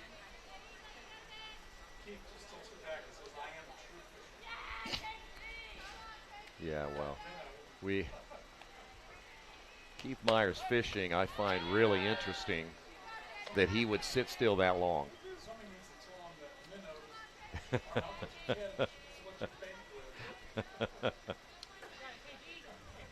Keith. Fishing stories always get bigger as the years go along, too. Yeah. So. I can't wait to hear how big that how big that fish was by the time he gets back. We might have caught a Jaws. Who knows? Yeah. Man. Good one will fly out to center field the second time she has flown out to center. We saw the picture, so it's a little bit hard unless he doctors it. And the plate from Union County High School, I can't wait to hear him Annalee say, Adams. "Oh, it was pulling me. It was pulling me. It was." And that's only the head you saw. Yeah, exactly. Body didn't fit in the camera. No. Lens couldn't go wide enough. Here's Adams, who singled in the first game out of Union County High School. Runner at second base, 4-0 lead. Here is the South trying to sweep the 2 games. That'll be fouled away. Won the first game 15-6. They hit early and often in that one. Yeah, might have been the biggest surprise, the 4 home runs. Yeah, the South is really taking advantage of every good thing they've seen so far.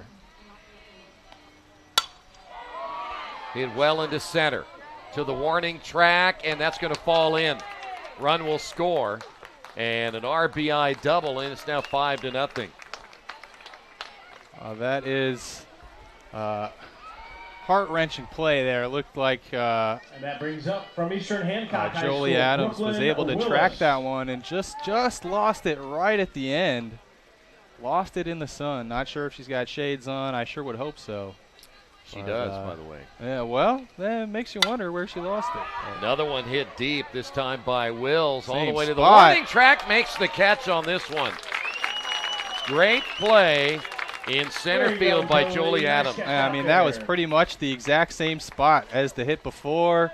Put the glove up, and boy, she made a great play against the wall. There you see, first one lost right against the fence there. Can't make it to the game? We've got your back. Just go to www.IndianaSRN.org and tune in to all of the live action, or go to our on-demand service and relive your favorite moments. We never really realize how much we depend on electricity until the power goes out. Get those lights back on when you choose the certified electricians at Bertner Electric Incorporated. Locally owned and operated, we are a member of the Better Business Bureau and provide only the highest quality of customer service. For more information, give us a call today. We encourage you to subscribe to our YouTube channel, IndianaSRN. Hit the bell to get notifications for upcoming games and more. Watch as many games as you want, as many times as you want. We're going to get another look at that play by Jolie Adams in center field as she crashes against the fence, but Leading off really the great top of the fifth concentration. inning for the North All-Stars. And great job, by her From Delphi having High School, Lexi the mental Miller. fortitude. I just messed this play up, but this time I'm going to make this play.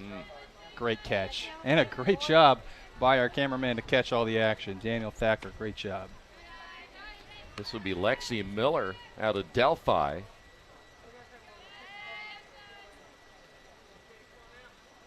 Miller did pick up a base hit in game 1 of this doubleheader. That pitch just a little bit outside. 2 balls, no strikes. We have our trivia question coming up in just a few moments. There's a swing and a miss. All right, we'll get it started here. Now, Troy, you are a Cardinals fan. Yes. Not that there are a ton in this state. Lots of Cubs transplants. Reds. Yeah, lots of Reds over here. But you, sir, are a Cardinals fan, and you're a man of history. Now, let me ask you, Troy.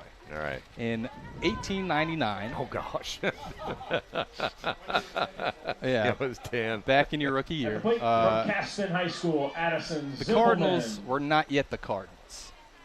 Do you know what they were called? And the second part, do you know the story behind how they got the name Cardinals?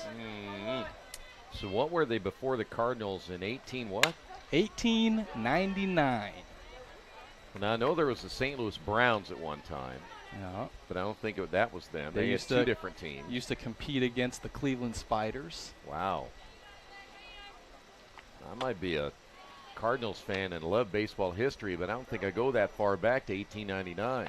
Yeah, well, we'll give the answer in the next inning. We'll Okay. give everyone a chance to think about it at home. Can I Google it real fast? If you don't want the prize, sure. Oh, there's a stipulation to it, I see. Yeah, I still have to figure out what the prize is. But, Okay.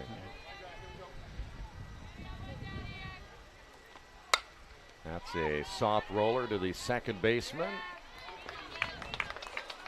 Zippelman is out for number 2, and that'll bring up now Michaela Shively.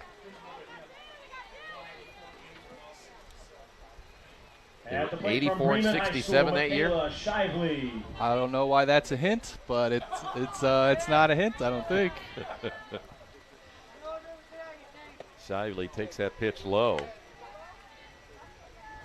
Well, I'm stuck on that one, Chuck. I'm afraid that you got me. Yeah, I was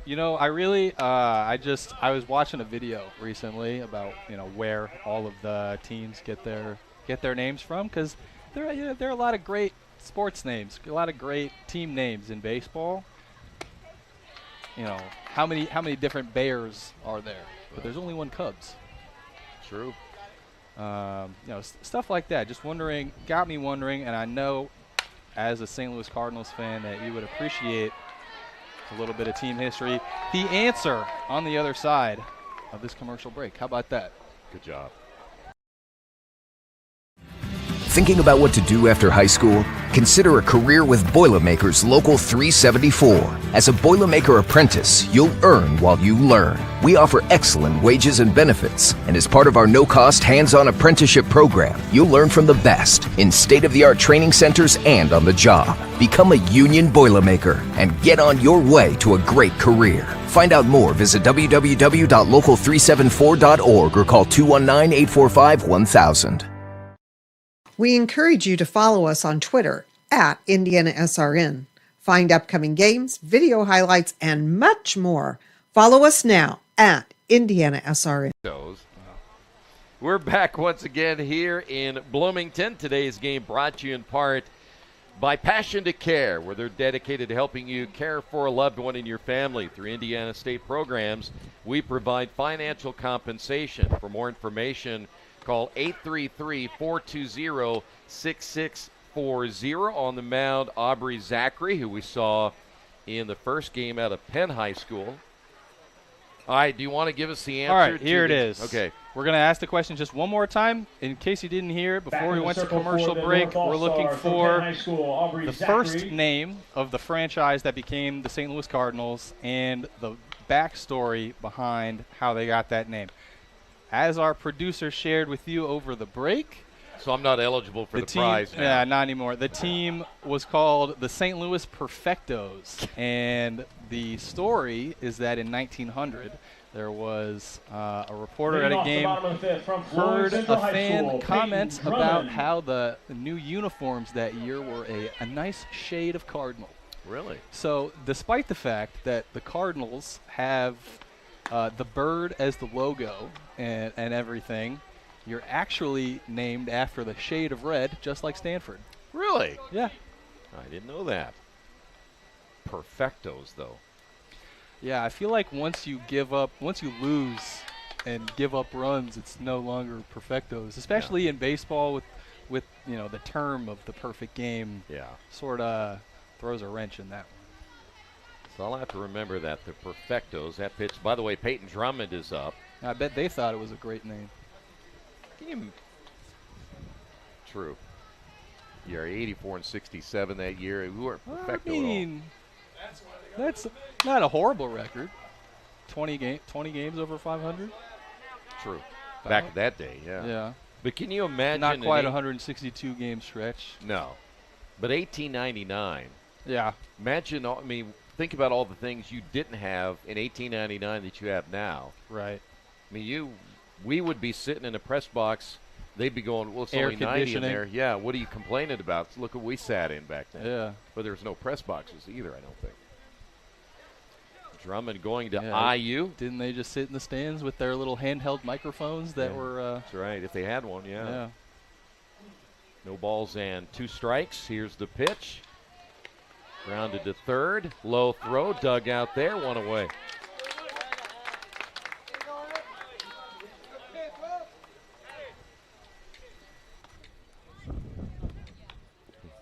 Here is Brooklyn Miles.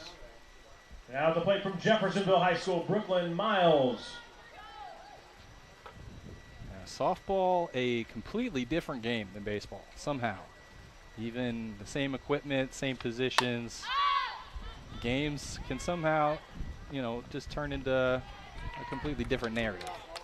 Miles will fly out for out number 2, and that'll bring up now Callie Dickerson. Now at the plate from Gibson Southern, Callie Dickerson. Dickerson 0 for 1 in this game. Did have a double in the first game and an RBI. We will be naming the player of the game once again. Brought to you by Aspen Creek Grill, so you want to maybe start thinking about that a little bit. Yeah, haven't been quite as many standout offensive players. Obviously, no home runs in this game, so less of the easy target like there was in the first game. I have to start thinking. How should we evaluate today? Well, Lowry did have five strikeouts as a pitcher. She also doubled. Yeah, I'm definitely leaning. That way. I mean, it would probably really, just cap off her day. Mm-hmm. Excellent job in the circle. Already got, Miss Softball 2024. Aspen Creek would really just be feather in her cap. That's right. 5-0 after 5. Can't get to a computer? Then we've got you covered. Just go to the IndianaSRN app and stay up to date with all of your favorite teams. You can watch live coverage or relive the experience with our on-demand service.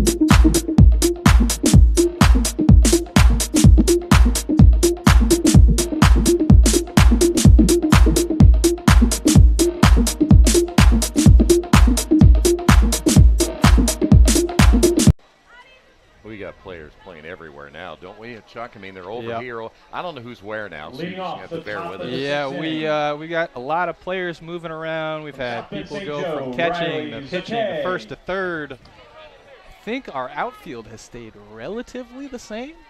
Hard to tell. Well, this could be the last half inning. In the north is the traveling team as Riley Zakay. That ball came back down. Did that hit one of the umbrellas? I think Daniel Thacker might have sent that one back into play. 5-0 lead here for the South as they try to sweep the two games. By the way, Eads back in for another inning of work. Yeah, been an awesome day of softball here at the Andy Moore softball field on the campus of Indiana University. Hit foul. I'd never been to this stadium, but you think about the football stadium's not far away. You got baseball right over here. We know where Assembly Hall is. Just a great campus. Yep. The 0-2 pitch. Got her. One down, an easy, nice start there for Eads. Rolling on towards the finish.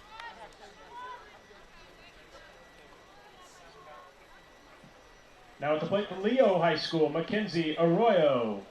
So our producer went to IU, said they had a different baseball field than they have now. Yeah, we're getting the inside scoop here.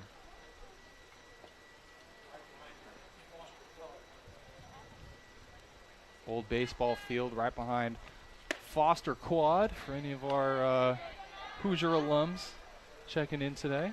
And how far back does that go?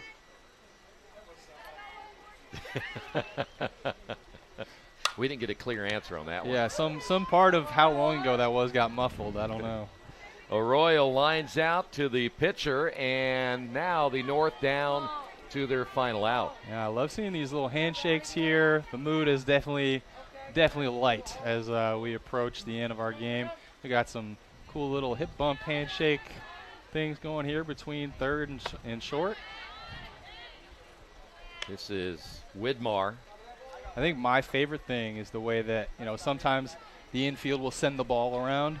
The outfield seems to have different ways of sending the out around. And so someone will catch it from third base, and then they'll, send it underhand, maybe bowl it to the guy in center field, or the girl, Maybe get a little bow and arrow action. There you go. Send the out over to right field. Look out, Thacker. I got it. I'm assuming, and I did not notice whether Widmar in her official game notes, she must be going to Indiana State. Has a Sycamore logo on her helmet. Pretty brilliant to me, isn't it? Yeah, that is quite the astute observation. I'm surprised your eyes could zoom in that far. I know. Swing and a miss. And that should do it in this one as the South pitches a shutout in game number 2, and they sweep the 2 games 15-6 and 5-0. And now Chuck Levine, it's time to name the Aspen Creek Grill player of the game for game number 2. Yeah, and we talked about it earlier. I mean, who else? I got to give it up to Audrey Lowry, our 2024 Miss Indiana softball.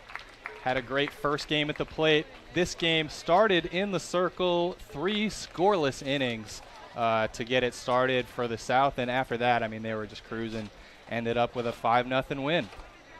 Really dominating in both games, but the South coming through, as you mentioned, with a lot of big hits and the home runs and extra base hits in game 1. And really, again, when you have dominating pitching in game number 2, you end up with a sweep here today, only giving up 6 runs through the first 2 games here, but scored 20 over the 2 games as well.